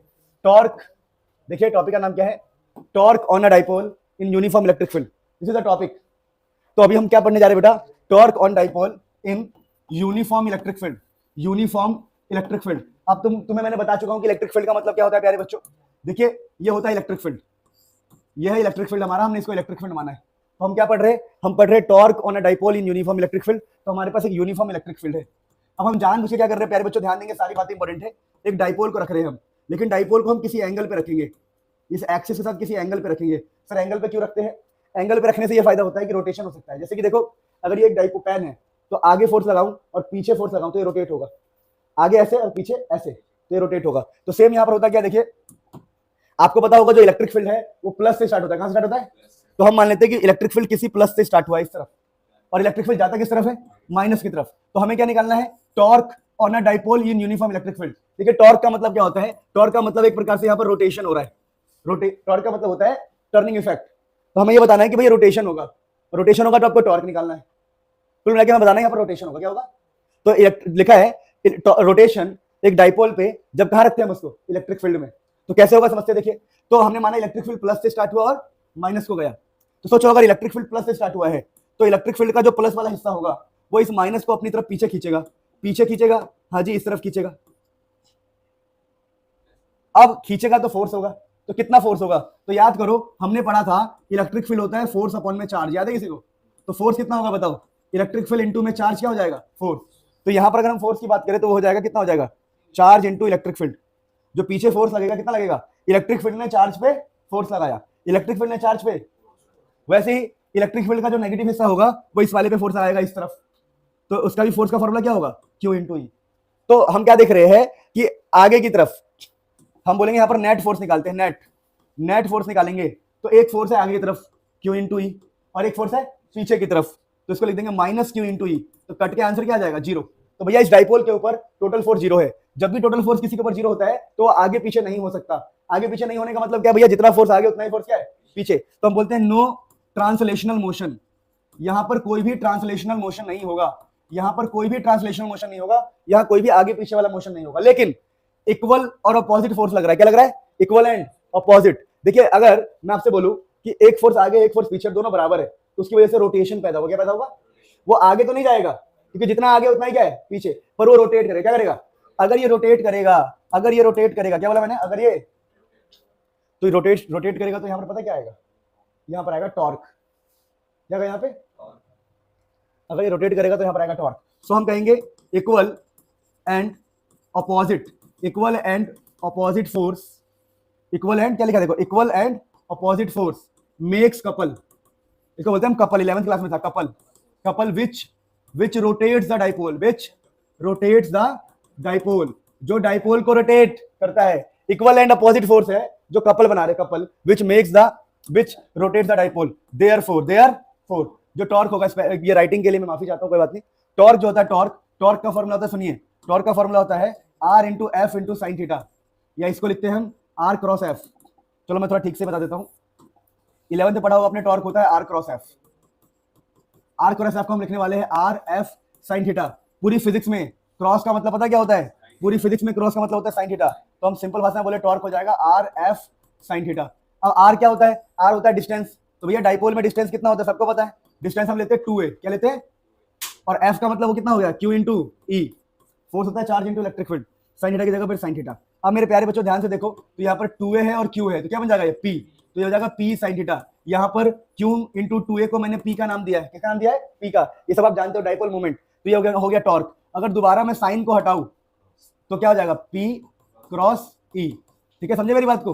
तो यहाँ पर हमने क्रॉस का मतलब बताया है साइन थीटा, तो यहाँ पर साइन का मतलब क्या बता दिया हमने दोबारा, क्रॉस। ये टॉर्क का फॉर्मूला है वेक्टर फॉर्म में, ये टॉर्क का फॉर्मूला है एंगल फॉर्म में। तो एंगल फॉर्म में टॉर्क का ये फॉर्मूला होता है, वेक्टर फॉर्म में ये वाला फॉर्मूला होता है, वेक्टर फॉर्म में ये वेक्टर्स है। तो ये टॉर्क का सबसे इंपॉर्टेंट फॉर्मूला ये वाला है, ऊपर वाला। तो हमने कहा भैया अगर एक इलेक्ट्रिक फील्ड के अंदर किसी डाइपोल को आप रखोगे, डाइपोल की लेंथ होती है 2a, अगर डाइपोल को रखोगे तो रोटेट होगा तो टॉर्क आएगा। टॉर्क का फॉर्मूला कितना होता है, टॉर्क का फॉर्मूला होता है P sin थीटा। अब कुछ इंपॉर्टेंट बातें जो आपको समझना है, क्या बातें समझना है कि टॉर्क का हमने 2 फॉर्मूला पढ़ा। अब टॉर्क का ये वाला फॉर्मूला ध्यान रखना, अगर आपसे कोई बोले थीटा है 0 डिग्री, थीटा क्या है, तो इसका नाम होता है स्टेबल इक्विलिब्रियम। ध्यान रखना, जब भी एंगल कोई 0 डिग्री बोलता है तो हम बोलते हैं स्टेबल इक्विलिब्रियम, क्या बोलते हैं, और स्टेबल इक्विलिब्रियम पे टॉर्क 0 होगा। टॉर्क क्या होगा, क्यों 0 होगा टॉर्क, टॉर्क का फॉर्मूला क्या होता है बताओ, P sin थीटा। और एंगल को अगर 0 डिग्री पुट करोगे तो टॉर्क क्या जाएगा, 0, साइन 0 0 होता है। तो स्टेबल इक्विलिब्रियम में यानी 0 डिग्री पर टॉर्क क्या होता है, 0। अच्छा, अगर एंगल 90 डिग्री कर दोगे तो साइन 90 मैक्सिमम होता है, पता आप लोगों को, साइन 90 की वैल्यू क्या होती है, मैक्सिमम। तो अगर साइन 90 मैक्सिमम होगा तो टॉर्क भी क्या हो जाएगा, मैक्सिमम। तो अगर एंगल 90 होगा तो टॉर्क क्या होगा, मैक्सिमम। और थर्ड पॉइंट, अगर एंगल 180 डिग्री हो गया तो इसको बोलते हैं अनस्टेबल, क्या बोलते हैं, और उसका मतलब होता है टॉर्क 0, क्योंकि साइन 180 का मतलब कितना होता है, 0। तो अगर एंगल 0 हुआ तब भी आंसर 0, एंगल 180 हुआ तब भी आंसर क्या आएगा। तो टॉर्क 0 कब कब होता है, टॉर्क 0 कब कब होता है, टॉर्क 0 तब तक होता है जब एंगल कितना हो, 0, और एंगल कितना हो, 180। 0 डिग्री को बोलते हैं स्टेबल, 180 को क्या बोलते हैं, अनस्टेबल, और 90 डिग्री को क्या बोलते हैं, मैक्सिमम। तो 90 पे टॉर्क 0 नहीं होता, 0 पर होता है, और 180 पे टॉर्क 0 होता है। इसको स्टेबल, इसको अनस्टेबल, इस सबसे इंपॉर्टेंट पॉइंट से जो आपको याद रखना है। सो प्यारे बच्चों, फाइनली हम एक बहुत कठिन टॉपिक पे आ गए हैं। टॉपिक का नाम है फ्लक्स। फ्लक्स क्या होता है, देखिए ये जो फ्लक्स वर्ड है ये फ्लो वर्ड से आया, किससे आया, फ्लो। तो लिखा है इलेक्ट्रिक फ्लक्स, इलेक्ट्रिक का मतलब यहां पर इलेक्ट्रिक फील्ड है, क्या है, इलेक्ट्रिक फील्ड। तो हमें इलेक्ट्रिक फील्ड का फ्लो नापना है। इलेक्ट्रिक फील्ड का फ्लो से क्या मतलब है कि मान लो हमने कहा भैया हमें फ्लो नापना है, तो कैसे फ्लो नाप सकते हैं। तो हमने एक पेपर लिया, हमने एक सरफेस एरिया लिया, क्या लिया, सरफेस एरिया, और देख लिया इस सरफेस एरिया पर कितना इलेक्ट्रिक फील्ड है। अगर ज्यादा इलेक्ट्रिक फील्ड होगा तो ज्यादा फ्लो, कम इलेक्ट्रिक फील्ड होगा तो सिंपल। तो इलेक्ट्रिक फ्लक्स का मतलब है इलेक्ट्रिक फील्ड का फ्लो, इलेक्ट्रिक फील्ड का। तो कितना इलेक्ट्रिक फील्ड कितने एरिया से पास हो रहा है उससे हम फ्लो को नाप सकते हैं, फ्लो को, समझे नहीं मेरी बात को। अरे भैया अगर ज्यादा एरिया से पास होगा ज्यादा फ्लो है, कम एरिया से पास होगा तो हम कह रहे भैया देखो इलेक्ट्रिक फ्लक्स का मतलब क्या है, तो it is the number of electric field lines. ये नंबर है, क्या ये नंबर की काउंटिंग है, कितना electric field lines passing normally through a surface, कि एक सरफेस से नॉर्मली मतलब ऐसे, ये हमारा सरफेस है और ये पेन है इलेक्ट्रिक फील्ड, तो कितनी इलेक्ट्रिक फील्ड ऐसे पास हो रही है, बिल्कुल नॉर्मली, समझे मेरी बात को। तो इलेक्ट्रिक फ्लक्स का मतलब होता है it is the number of electric field line passing normally through a surface. Flux के फॉर्मूले की बात करें तो फॉर्मूला कैसे बनाया गया, तो बहुत सिंपल है, बोला गया भैया देखो फ्लक्स के लिए सिंबल लेंगे हम फाई, क्या लेंगे, इलेक्ट्रिक फ्लक्स के लिए सिंबल होगा फाई। कई लोग यहाँ पर ई भी लगाते हैं, ई लगाने से क्या होता है, इलेक्ट्रिक फ्लक्स। ये जो फाई सिंबल है फ्लक्स का सिंबल है, और ई का मतलब इलेक्ट्रिक, तो इलेक्ट्रिक फ्लक्स। तो इलेक्ट्रिक फ्लक्स के लिए सिंबल ये लिया गया, बोला गया भैया कितना इलेक्ट्रिक फील्ड कितना एरिया से पास हो रहा है, ई डॉट ए। अब पूरी फिजिक्स में डॉट का मतलब होता है कॉस थीटा और क्रॉस का मतलब क्या होता है, साइन थीटा। तो यहाँ पर डॉट है, यहाँ पर क्या है, डॉट है, तो आप क्या बोलोगे, आप बोलोगे इलेक्ट्रिक फ्लक्स हो गया ई डॉट का मतलब cos थीटा। तो ये आपका फ्लक्स का फॉर्मूला है। और कहीं पर भी एरिया अगर छोटा हुआ, क्या बोला मैंने, एरिया छोटा होगा तो फ्लक्स का फॉर्मूला ऐसे लिखते हैं हम, इंटीग्रेशन करके, क्लोज इंटीग्रेशन ई, और एरिया छोटा है तो हम लिख देंगे D A, E dot D ए। तो देखो फ्लक्स का फॉर्मूला बेसिकली होता क्या है, electric field into area, electric field into area, electric field into area into cos theta, क्योंकि डॉट को हमने खोल के लिख दिया है। तो ये वाला इलेक्ट्रिक फ्लक्स का फॉर्मूला कब यूज करते हैं, जब एरिया बड़ा हो। ये वाला कब यूज करते हैं, जब एरिया। तो देखिए आपको मैं थोड़ा रीड करवा दूं, तो फ्लक्स का फॉर्मूला था ई डॉट ए, खोल के लिखे तो क्या हो जाएगा, ई ए cos थीटा। और flux for small surface element, अगर छोटा सा सरफेस एलिमेंट है, एरिया एलिमेंट है, तो फॉर्मूला क्या होगा, ई डॉट डी ए। और यहां पर क्या लगा हुआ है, इंटीग्रेशन, कि भैया छोटा सा है उसको इंटीग्रेट कर दो, जोड़ दो ताकि बड़ा हो जाए। तो फ्लक्स के ये फॉर्मूले मेन, आप जो फंस जाएंगे, कहां फंसेंगे आप, यहां मतलब बड़ा सिंपल है यार, इसको तुम डर क्यों रहे हो। मेन फॉर्मूला क्या होता है इलेक्ट्रिक फील्ड का, फ्लक्स का, इलेक्ट्रिक फील्ड इनटू एरिया। छोटा एरिया होगा तो हम बोल देंगे भाई फ्लक्स का फॉर्मूला है ई डॉट डी ए, छोटे एरिया को हम डी ए से रिप्रेजेंट करते हैं, और यहाँ पे सिंबल लगा देना इंटीग्रेशन का। वैसे यूज तो हम ये दो करेंगे। अब यहाँ पर एंगल किसके किसके बीच का होता है, तो एंगल होता है एरिया वेक्टर के बीच, एरिया वेक्टर, एंगल बिटवीन, सुन लो ये इंपॉर्टेंट है, angle between area vector and electric field vector. अब तुम बोलोगे सर ये एरिया वेक्टर क्या है, ई और ए के बीच का एंगल है ना, तो एरिया वेक्टर क्या होता है, देखिए एरिया वेक्टर क्या है, जैसे ये मेरा हाथ है, तो मेरा हाथ आपको किस तरफ दिखाई दे रहा है, सामने ना, तो ये होगा एरिया वेक्टर, आउटवर्ड नॉर्मल। तो एरिया वेक्टर क्या होता है बेटा, एरिया वेक्टर अगर मैं यहां से बात करूं तो एरिया वेक्टर होता है बाहर की तरफ, आउटवर्ड नॉर्मल, आउटवर्ड नॉर्मल, जो बाहर की तरफ निकल रहा होता है उसको बोलते हैं एरिया वेक्टर। जैसे मैंने कहा ये मेरा हाथ है, तो ये पेन हो गया एरिया वेक्टर, हाथ घुमाने से एरिया वेक्टर भी घूम रहा है। अब एरिया वेक्टर कहाँ है, नीचे। जैसे मैं कहता हूं इस व्हाइट बोर्ड के लिए, ब्लैक बोर्ड के लिए एरिया वेक्टर ये है, इस वाले दीवार के लिए एरिया वेक्टर ये है, पेन, समझे, मेरे मुंह के लिए एरिया वेक्टर ये है, मेरे पेट के लिए एरिया वेक्टर ये है। और हमारे पास भी एक एरिया वेक्टर पता है तुम्हें, अंकित कह रहा है हाँ मेरे पास तो है। किसके पास एरिया वेक्टर नहीं अपना अपना है भाई, किसको ज्यादा मीठा पसंद है, पूछ रहा हूं मैं, खान पीने में किसको ज्यादा पसंद है, चलो जो भी है। तो अरे मैंने कोई गलत बात करी है, Prince do you have area vector, मैं तो पूछ रहा हूँ कि क्या आपके पास आपका एरिया वेक्टर आपको पता है प्रिंस, चेक करके बताता हूँ। चेक क्या करना है, ऐसे पेन ये रहा एरिया वेक्टर, क्या यार तुम भी यार, इसमें हंसे, कोई गलत पढ़ाई तो रहे, फिजिक्स पढ़ा रहे, फिजिक्स ही पढ़ा रहा हूँ, सबके पास अपना एरिया वेक्टर होता है, आउटवर्ड नॉर्मल एरिया वेक्टर, ठीक है। तो एरिया वेक्टर समझ में आ गया। जैसे मैं एक एग्जांपल लूं, अभी समझ में आ जाएगा। तो एंगल किसके किसके बीच का होता है, एंगल एरिया वेक्टर और इलेक्ट्रिक फील्ड के बीच का। जैसे मैं कहता हूं भैया मेरे पास एक सिलेंडर है, ध्यान दो, मेरे पास एक सिलेंडर है। अब ये जो सिलेंडर है इसमें कितने सरफेस है बताओ, 3 सरफेस होता है, एक सर्कल ऊपर, एक सर्कल और एक कर्व होता है, कर्व। तो मैं कहता हूं भैया इस वाले का एरिया वेक्टर बताओ, तो एरिया वेक्टर क्या होता है, बाहर की तरफ, आउटवर्ड नॉर्मल। तो ये है एरिया वेक्टर, ए वेक्टर। इस वाले सरफेस के लिए एरिया वेक्टर क्या होगा, बाहर की तरफ 90 डिग्री पे, 90 डिग्री पे बाहर की तरफ। इस वाले सरफेस के लिए क्या होगा बताओ, इस तरफ। और नीचे वाले सरफेस के लिए बाहर की तरफ 90 डिग्री, बाहर की तरफ 90 डिग्री। तो ये एरिया वेक्टर्स है। अब एक स्फीयर है मान लो, तो स्फीयर के लिए एरिया वेक्टर क्या होगा, ये रहा, आउटवर्ड नॉर्मल, बाहर की तरफ 90 डिग्री। समझे मेरी बात को, इसे मेरा हाथ है, अभी ऐसे है ऊपर वाला सरफेस, तो ये एरिया वेक्टर है।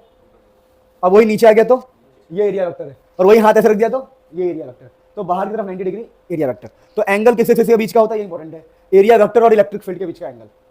फ्लक्स समझ में आगो आगो ना आगो। अब हम पढ़ेंगे प्यारे बच्चों, एक छोटा सा टॉपिक होता है गॉस थ्योरम। बच्चे इसको बोलते हैं गॉस थ्योरम। क्या बोलते हैं, गॉस थ्योरम। इसे कहते हैं घोस्ट थ्योरम। बच्चों की इससे वो होती है, दिक्कत होती है, ठीक है। नींद आ रहा है, तेरे पास एरिया वेक्टर नहीं है क्या, क्या बात कर रहा है, इधर आओ। देखिए अभी मैंने एरिया वेक्टर, सुनिए मेरी बात सुनिए। तो गॉस थ्योरम कहता है कि भैया, इसे डरते हैं बच्चे, कहते हैं बहुत टफ है ये, अरे चुप हो जाओ। गॉस थ्योरम कहता है कि भैया देखिए, अगर एक क्लोज बॉडी है, मान लो एक स्फीयर है, और स्फीयर के अंदर मैं एक चार्ज रख दूं, तो चार्ज अगर प्लस है बाई चांस मान लो, तो इसके अंदर से इलेक्ट्रिक फील्ड निकलेगा। अरे इलेक्ट्रिक फील्ड निकलेगा, तो यहाँ पर इलेक्ट्रिक फील्ड निकलेगा, इलेक्ट्रिक फील्ड का फ्लो होगा। क्या होगा, इलेक्ट्रिक फील्ड का फ्लो होगा, यानी फ्लक्स होगा। क्या होगा, फ्लक्स। लेकिन अगर उसी स्फेयर के अंदर मैं चार्ज को 2 गुना कर दूं तो क्या फ्लो बढ़ जाएगा? अरे फ्लो बढ़ेगा नहीं बढ़ेगा? बढ़ेगा, फ्लो बढ़ेगा।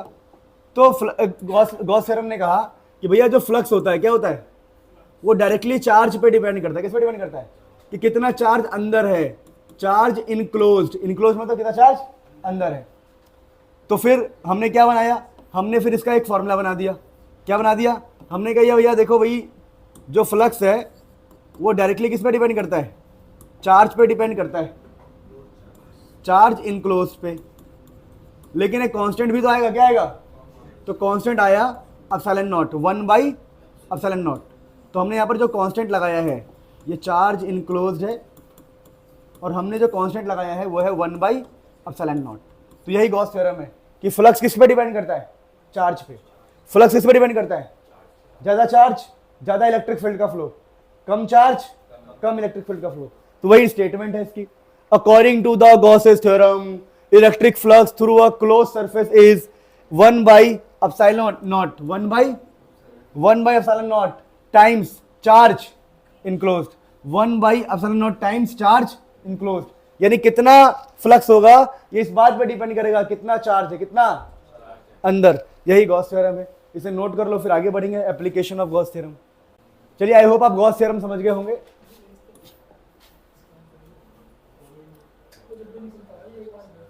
अब हम पढ़ेंगे एप्लीकेशन ऑफ गॉस थ्योरम। अब एप्लीकेशन ऑफ गॉस थ्योरम से पहले मैं आपको छोटी सी चीज पढ़ाना चाहता हूं। छोटी सी चीज पता क्या है? देखिए, एक होता है लैम्बडा। क्या होता है? इसका नाम होता है linear charge density. Linear charge density ये कब आता है? ये होता है कंटिन्यूअस चार्ज डिस्ट्रीब्यूशन। छोड़ो, ये क्या होता है? Continuous charge. कोई है क्या? कौन दिनेश? सुनो मेरी बात सुनो। सो प्यारे बच्चों, अरे ध्यान दो प्लीज। लीनियर चार्ज डेंसिटी की बात कर रहे थे। तो ये होता है कंटिन्यूअस चार्ज डिस्ट्रीब्यूशन। मैं अपनी राइटिंग के लिए खुद से ही शर्मिंदा हूं, कोई बात नहीं, समझ में आना चाहिए।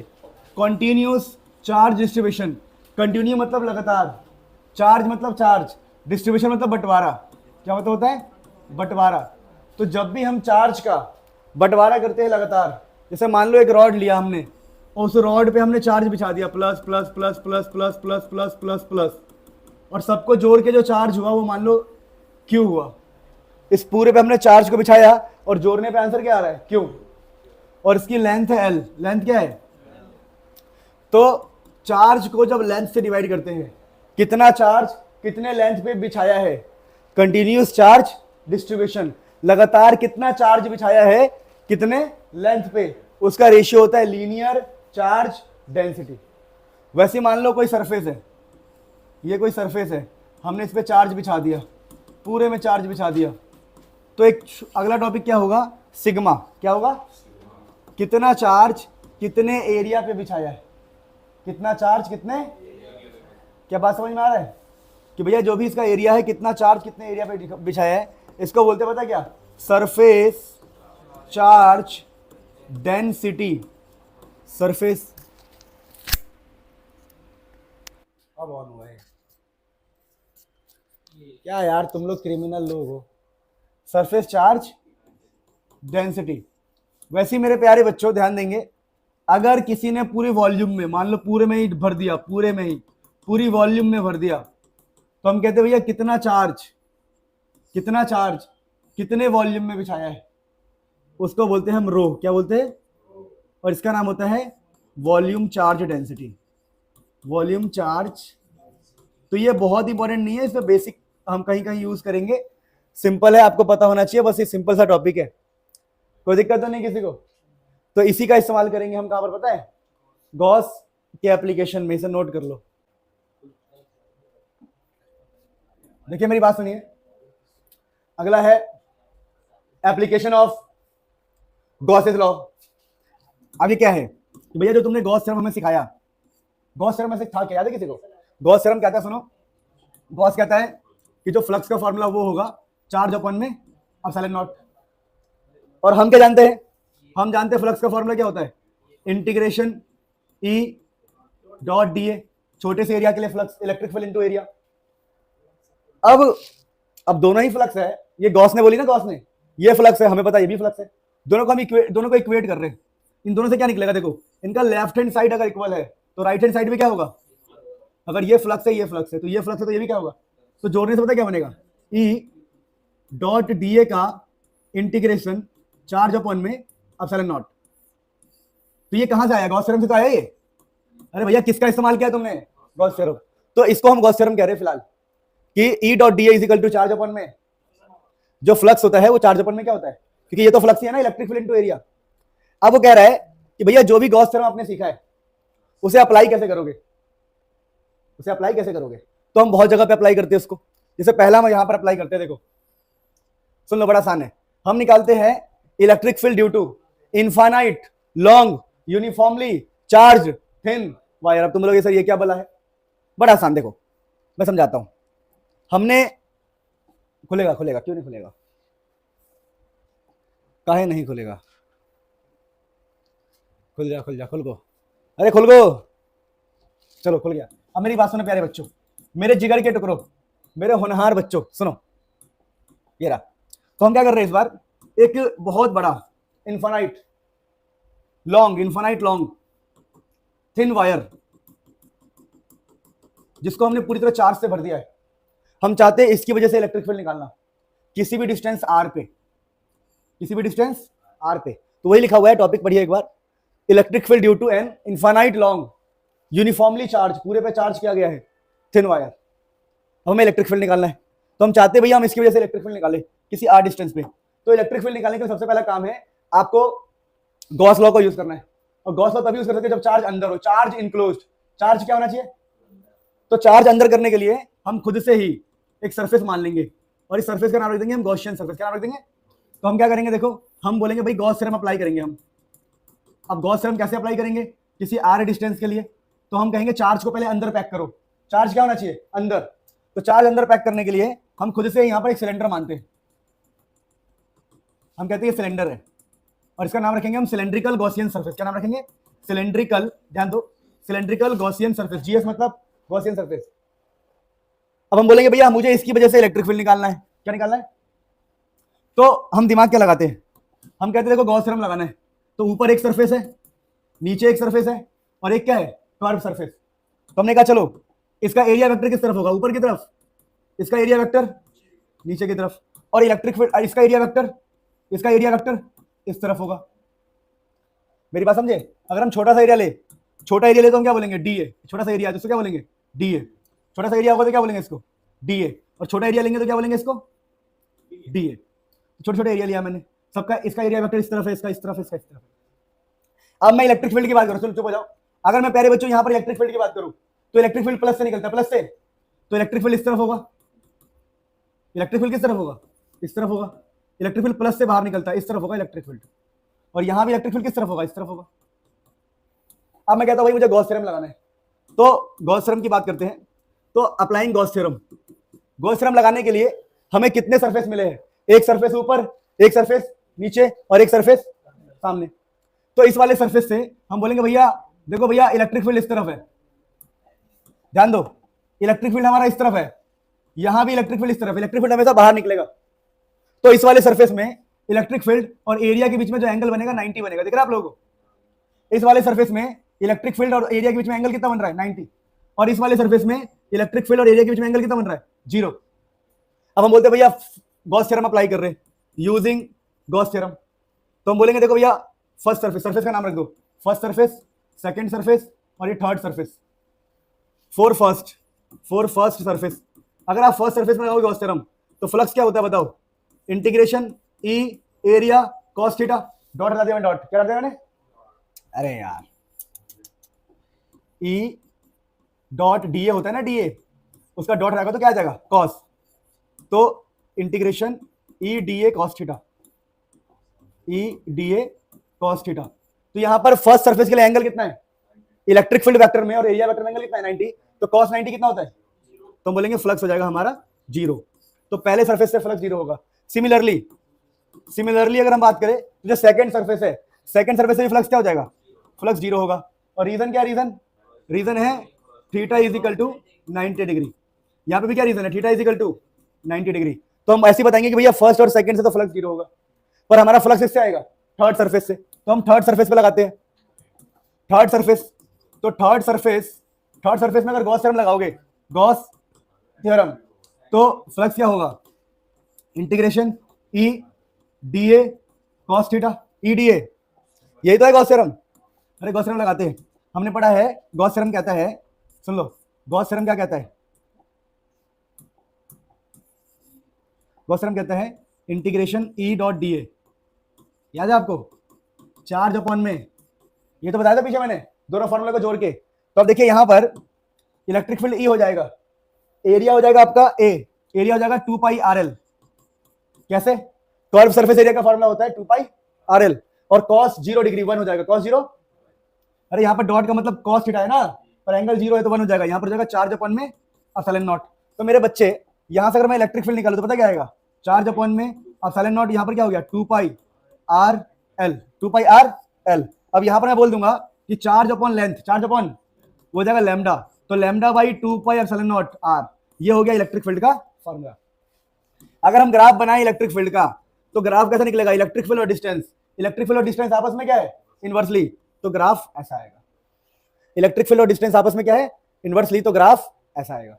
क्या बात आप समझ गए, कोई दिक्कत तो नहीं है, कोनो दिक्कत, कोई दर्द, तो फटाफट लिख लो, बहुत अच्छा टॉपिक था ये प्यारे बच्चों। अब देखिए गॉस थ्योरम का अगला, हमने अभी पीछे क्या सीखा कि अगर एक रॉड है उसे प्लस चार्ज है तो इलेक्ट्रिक फील्ड का फॉर्मूला होता है lambda by 2 pi epsilon naught R, और इलेक्ट्रिक फील्ड किस तरफ होता है, बाहर की तरफ। अब हमें निकालना है electric field due to infinite long charge thin plane sheet. क्या मतलब, इसका मतलब यह है कि आपके पास एक शीट है, उसे प्लस बिछा रखा आपने, प्लस या माइनस भी बिछा सकते हो, जो मन करे। अब आपको निकालना है इलेक्ट्रिक फील्ड, क्या निकालना है आपको, तो भैया देखो प्लस है तो इलेक्ट्रिक फील्ड इस तरफ होगा और इस इलेक्ट्रिक फील्ड इस तरफ भी होगा। पता क्यों, क्योंकि अगर इस कागज पे मैं प्लस बिछा दूं और बहुत पतला है ये, तो प्लस इस तरफ भी दिखाई देगा, प्लस बिल्कुल पतला है, बहुत ही पतला है, तो इस तरफ से भी प्लस, इस तरफ से भी प्लस, तो इलेक्ट्रिक फील्ड इधर भी निकलेगा और इधर भी निकलेगा। तो ये जो एक आप टॉपिक का नाम पढ़ो समझ जाओगे, electric field due to infinite long, बहुत बड़ा चार्ज थिन प्लेन शीट, एक शीट है, शीट ये है, इस पे हमने चार्ज कर दिया, क्या कर दिया इसको, अब इसका इलेक्ट्रिक फील्ड बताओ भाई। तो हमने कहा अच्छा भाई हमें इलेक्ट्रिक फील्ड बताना है इसका, तो हम कहेंगे दोस्त इलेक्ट्रिक फील्ड निकालने के लिए चार्ज को अंदर भरना पड़ेगा। चार्ज को अंदर भरने के लिए हमने क्या करो, हमने यहाँ पे ले लिया सिलेंड्रिकल गॉसियन सरफेस, और हमने कहा भैया इसका जो एरिया वेक्टर होगा वो डी ए इस तरफ होगा, डी ए इस तरफ ही तो होगा एरिया वेक्टर, अरे होगा कि नहीं होगा। अगर हम इस सिलेंडर का छोटा सा एरिया मान के, इस तरफ सर्कुलर एरिया मान के अगर आप डी ए वेक्टर बनाओगे तो इस तरफ ही तो आएगा एरिया वेक्टर, अरे आएगा नहीं आएगा। वैसे इधर भी एक सिलेंडर बनाना पड़ेगा, हम तो चाहते हैं चार्ज अंदर आ जाए, चार्ज क्या आ जाए, जब तक चार्ज अंदर नहीं आएगा आपका इलेक्ट्रिक फील्ड निकलेगा क्या, नहीं, क्योंकि गॉस थ्योरम में चार्ज क्या होना चाहिए, अंदर। तो यहां पर अगर हम एरिया वेक्टर माने तो भी इस तरफ होगा डी ए वेक्टर, और हमारा इलेक्ट्रिक फील्ड वेक्टर भी इस तरफ ही होगा। तो इधर इलेक्ट्रिक फील्ड है, इधर ही एरिया है, और इसका एरिया किस तरफ होगा, इस तरफ होगा ना, और इसका एरिया किस तरफ होगा, इस तरफ होगा। अब हम गॉस थ्योरम लगाएंगे, हम कहेंगे भैया गॉस थ्योरम लगाना है, तो आप बोलोगे गॉस थ्योरम कहता है integration E dot D A is equal to charge upon में एप्सिलॉन नॉट, लेकिन हमें यहां पर 2 से मल्टीप्लाई भी कर देना चाहिए क्योंकि आगे पीछे 2 बार है, तो 2 इंटू इलेक्ट्रिक फील्ड, और डी ए का मतलब क्या है, छोटा सा एरिया, तो इंटीग्रेशन के बाद ये बन जाएगा बड़ा एरिया, और ये चार्ज अपॉन में एप्सिलॉन नॉट।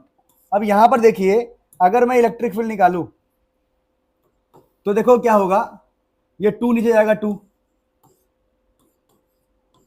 और ए भी नीचे जाएगा, 2 और ए को नीचे ले गया, तो ये चार्ज अपॉन एरिया क्या होता है पता है, याद है किसी को, सिग्मा, इसको बोलते हैं सिग्मा टू एप्सिलॉन नॉट। तो हमने अभी इलेक्ट्रिक फील्ड का फॉर्मूला निकाला किसके लिए, एक चार्ज थिन शीट के लिए, तो अगर आप देखोगे तो यही आंसर निकल के आता है सिग्मा बाई एप्सिलॉन नॉट। ये डायरेक्शन बता रहा है, डायरेक्शन, डायरेक्शन किस तरफ होगा, बाहर की तरफ। इसको बोल रहा हूं मैं एन, इसको बोल रहा हूं एन कैप। एन कैप का मतलब होता है बाहर की तरफ, इसका एन कैप इस तरफ होगा, एन कैप मतलब होता है बाहर की तरफ। तो डायरेक्शन निकालना चाहो तो लगा दूंगा मैं डायरेक्शन, इसमें क्या है, इसको वेक्टर कर देंगे, इसको लिख देंगे एन कैप कि भैया बाहर की तरफ है, ये बस डायरेक्शन बता रहा है, एन कैप मतलब डायरेक्शन। तो ये इलेक्ट्रिक फील्ड है एक पॉजिटिव चार्ज के लिए। तो कंक्लूजन क्या निकला मेरे प्यारे बच्चे, कि मान लो अगर एक पॉजिटिव चार्ज है पूरा फैला हुआ है, तो इलेक्ट्रिक फील्ड का जो फॉर्मूला आएगा इस तरफ, इधर भी और इधर भी, आगे पीछे दोनों, इलेक्ट्रिक फील्ड का जो फॉर्मूला आता है कितना आता है बताओ, सिग्मा बाई 2 एप्सिलॉन नॉट। अब जो इलेक्ट्रिक फील्ड है डिस्टेंस पे डिपेंड नहीं करता। देखो इस ये बहुत इंपॉर्टेंट बता रहा हूं, इंपॉर्टेंट, बहुत इंपॉर्टेंट। इसका इलेक्ट्रिक फील्ड डिस्टेंस पे डिपेंड, मतलब कितना भी दूर जाओ इलेक्ट्रिक फील्ड की वैल्यू चेंज, दुनिया के किसी भी कोने में जाओ इलेक्ट्रिक फील्ड की वैल्यू चेंज नहीं होगी। यानी कि अगर मेरे प्यारे बच्चे इलेक्ट्रिक फील्ड और डिस्टेंस के बीच का मैं ग्राफ बनाऊं तो ये ऐसा आएगा सीधा। इलेक्ट्रिक फील्ड डिस्टेंस पे डिपेंड नहीं करता। अगर मान लो कोई माइनस चार्ज होता तो क्या फर्क पड़ जाता, माइनस चार्ज होने से कुछ नहीं होता। जैसे कि प्लस से इलेक्ट्रिक फील्ड निकलता है तो माइनस में इलेक्ट्रिक फील्ड घुसेगा, माइनस में इलेक्ट्रिक फील्ड, मेरी बात नहीं समझे, और इलेक्ट्रिक फील्ड का फॉर्मूला क्या होगा, sigma by 2 epsilon not. Same ही रहेगा, बस डायरेक्शन क्या हो जाएगी उल्टी। प्लस के लिए क्या निकल रहा है बाहर, तो माइनस में क्या आ रहा है अंदर। तो एग्जाम में क्वेश्चन ऐसा आ सकता है आपके एग्जाम्स में, वो बोलेंगे भैया एक प्लस है, क्या एक प्लस, और बगल में एक माइनस है, क्या एक माइनस। तो बताओ भैया ए पर, बी पर और सी पर कितना इलेक्ट्रिक फील्ड होगा। तो बड़ा आसान है, देखो बड़ा इंपॉर्टेंट क्वेश्चन है, इंपॉर्टेंट, बहुत ही इंपॉर्टेंट है। आपको बस इतना पता होना चाहिए, प्लस वाला बंदा बी पर बाहर भेजेगा electric field due to plus. मानते नहीं मानते हो, प्लस हमेशा बाहर भेजता है। क्या खत्म कब, चलो अभी करते हैं। सो प्यारे बच्चों, हमें ना बी पर मान लो इलेक्ट्रिक फील्ड निकालना है, तो ये जो प्लस वाला बंदा है बी को फेंकेगा, प्लस बी को फेंकेगा उस तरफ, कहेगा भैया तू दूर जा। इलेक्ट्रिक फील्ड हमेशा प्लस से निकलता है। अच्छा, तो इस तरफ जो वैल्यू होगी, इस तरफ, मतलब मैं कह रहा हूं बी पर लगा कौन कौन रहा है, बी पर ये प्लस भी लगाएगा, और अभी हम प्लस का देख रहे, तो प्लस बाहर फेंकेगा। हमें क्या निकालना है, हमें निकालना है इलेक्ट्रिक फील्ड बी पर, इलेक्ट्रिक फील्ड ए पर, इलेक्ट्रिक फील्ड इस प्लस की वजह से भी और इस। तो देखिए ये जो प्लस वाला बंदा, ये जो प्लस बंदा है इस बी वाले पॉइंट को इस तरफ फेंकेगा, और किसने पावर से फेंकेगा, सिग्मा बाई 2 एप्सिलॉन नॉट की पावर से फेंकेगा।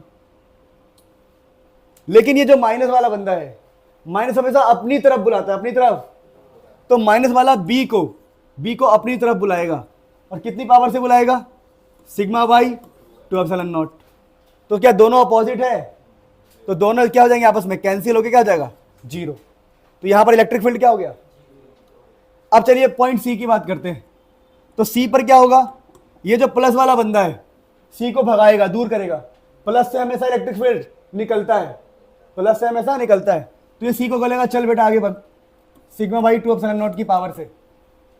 यही तो होता है इलेक्ट्रिक फील्ड। लेकिन ये जो माइनस वाला बंदा है वो हमेशा खींचता है, बुलाता है, अपनी तरफ बुलाता है। माइनस में इलेक्ट्रिक फील्ड आता है, तो माइनस वाला बंदा, ये जो माइनस वाला बंदा है ये बुलाएगा पीछे की तरफ, सिग्मा बाई 2 एप्सिलॉन नॉट की पावर से। और दोनों आपस में क्या है, अपोजिट। तो यहां भी आंसर क्या आएगा, जीरो। लेकिन पॉइंट ए को देखो, ए वाले पर हमारा जो प्लस है वो बाहर फेंकेगा, ऐसे कहेगा भैया ए दूर हो जा। प्लस से हमेशा इलेक्ट्रिक फील्ड निकलता है, पर ये माइनस वाला ए पॉइंट को खींचेगा। तो क्या दोनों सेम डायरेक्शन में है, तो पहले का आंसर होगा सिग्मा बाई 2 एप्सिलॉन, दूसरे का आंसर सिग्मा बाई, दोनों ऐड होगा तो आंसर आ जाएगा sigma by 2 epsilon not plus sigma by 2 epsilon not. तो बेटा आंसर कितना आएगा, बहुत इंपॉर्टेंट क्वेश्चन बताया मैंने आपको, सिग्मा बाई एप्सिलॉन नॉट। तो प्लस और माइनस के बीच में इतना आंसर होता है। क्वेश्चन बनाने वाला चाहेगा तो ऐसा क्वेश्चन भी दे देगा बेटा, देखो बोलेगा एक प्लस है, चुप हो जाओ, एक प्लस है और दूसरा भी प्लस है, दूसरा भी प्लस है। अब वो बोलेगा भैया ए बी और सी पर आंसर बताओ। चलो बी की शुरुआत करते हैं। तो ये वाला प्लस बी को भगाएगा, ये वाला प्लस भी बी को, प्लस से निकलता है ना हमेशा, प्लस से इलेक्ट्रिक फील्ड बाहर निकलता है, ये प्लस इलेक्ट्रिक फील्ड बाहर निकालेगा और बी को बोलेगा भाग जा मेरे यहां से, ये प्लस इलेक्ट्रिक फील्ड को बाहर फेंकेगा, तो ये वाला ने भी बाहर फेंका, सिग्मा बाई 2 एप्सिलॉन नॉट। मान लो इसका वैल्यू है सिग्मा 1, इसको सिग्मा 1 बोल रहे हैं, इसको सिग्मा 2, तो पहले वाला आंसर क्या आएगा, सिग्मा 1 बाई 2 एप्सिलॉन नॉट, और दूसरे का आंसर भी बाहर ही होगा ना, सिग्मा 2 बाई 2 एप्सिलॉन नॉट। इसका नाम सिग्मा 2 रखा है हमने। सी पे क्या होगा, सी पे ये वाला जो प्लस है बाहर फेंकेगा, सिग्मा 1 बाई 2 एप्सिलॉन नॉट, और ये वाला प्लस ये भी बाहर फेंकेगा, सिग्मा 2 बाई 2 एप्सिलॉन। नहीं समझ पा रहे? अरे पॉइंट को पकड़ो और देख लो कि लगा कौन रहा है, तेरे को आ रहा है भाई? अब ए पर क्या होगा, कौन बताएगा मुझे? मोहित। ये वाला प्लस क्या करेगा, ये वाला प्लस बाहर फेंकेगा, और ये वाला प्लस ये अपने से दूर, प्लस हमेशा दूर करता है और माइनस बुलाता है, माइनस, तो इस प्लस ने इसको दूर किया, उधर जा भाई, ये कह रहा है तू उधर जा यार, प्लस से निकलता हुआ दिखाना है आपको, तो यहां क्या हो जाएगा, यहां पर हो जाएगा sigma 1 by 2 epsilon not minus होगा सिग्मा 2 बाई, इस वाले का वैल्यू इस वाले से माइनस होगा, पर यहां पर दोनों क्या होंगे, प्लस, यहां दोनों क्या होंगे, प्लस। समझ में आ गया? तो हम थर्ड एप्लीकेशन पढ़ेंगे, समझ लो अच्छे से। सो प्यारे बच्चों, हमारा रह गया लास्ट एप्लीकेशन, ठीक है? पता क्या रह गया बताऊं? स्फेरिकल। क्या बात है, क्या बात है बेटा। चलो लास्ट एप्लीकेशन कर लेते हैं फटाफट। लास्ट एप्लीकेशन क्या है? Electric field due to a spherical, electric field due to a spherical shell, जो कि चार्ज है, क्या है, charge spherical shell, uniformly charge spherical shell. एक स्फेरिकल सेल है जो यूनिफॉर्मली चार्ज है, यूनिफॉर्म डिस्ट्रीब्यूट किया गया है, यूनिफॉर्मली चार्ज, क्या किया गया है, मतलब एक स्फेरिकल सेल है, उसको पूरी तरह हमने चार्ज कर दिया बढ़िया से, यूनिफॉर्मली हर जगह, और हमने आपसे बोला कि हमें निकालना क्या है, इलेक्ट्रिक फील्ड निकालना है। क्या निकालना है? Electric field. फर्स्ट हमें निकालना है भैया इनसाइड, सेकंड निकालना है हमें सरफेस, और थर्ड निकालना है हमें आउटसाइड। अगर हम, चुप हो जाओ, इसका रेडियस कैपिटल आर मान लेते हैं, तो पहले हमें इनसाइड निकालना है। इनसाइड का मतलब होगा कि हम यहाँ पे खड़े, हम यहाँ खड़े कहीं यहाँ पे, और ये हमारा डिस्टेंस है, इसको हम आर मानते हैं, छोटा आर। तो इनसाइड का मतलब पता क्या होगा, कि जहां हम खड़े, हमारा आर है वो छोटा होगा कैपिटल आर से, क्योंकि कैपिटल आर है इसका रेडियस, स्फीयर का रेडियस, और तुम अंदर खड़े हो, अंदर मतलब यहाँ खड़े हो, तो तुम्हारा डिस्टेंस क्या होगा, स्मॉल आर। तो ये इसका मतलब होता है। सरफेस का मतलब क्या है, कि तुम जहां खड़े हो वो आर के बराबर हो गया। देखिए आप यहां चले गए तो आर के बराबर हो गया। और आउटसाइड का मतलब क्या है, कि तुम जहां खड़े हो कैपिटल आर से बड़ा हो गया, मतलब तुम बाहर खड़े हो कहीं पे। तो तीन जगह पे हमें इलेक्ट्रिक फील्ड निकालना है। जब मेरा आर छोटा होगा, यानी अंदर रहूंगा, बराबर होगा, सरफेस पे रहूंगा। अब तीनों को सॉल्व करना बड़ा आसान है प्यारे बच्चों। अभी हम निकाल रहे, पता क्या निकाल रहे हैं मेरे सुंदर बच्चों, ध्यान दो। हम निकाल रहे फर्स्ट इनसाइड पे निकाल रहे हैं। जब हमारा आर से छोटा हो तो लिखना आपको इलेक्ट्रिक फील्ड इज जीरो। कैसे जीरो है बता रहा हूं, देखो आपको गॉस थ्योरम यूज करना है। तो using Gauss theorem, Gauss law use कर रहे हैं। गॉस लॉ कहता है integration E dot D A is equal to charge upon में एप्सिलॉन नॉट। अब चार्ज की वैल्यू अंदर तो है नहीं भाई, अंदर चार्ज है क्या? अरे अंदर चार्ज है क्या?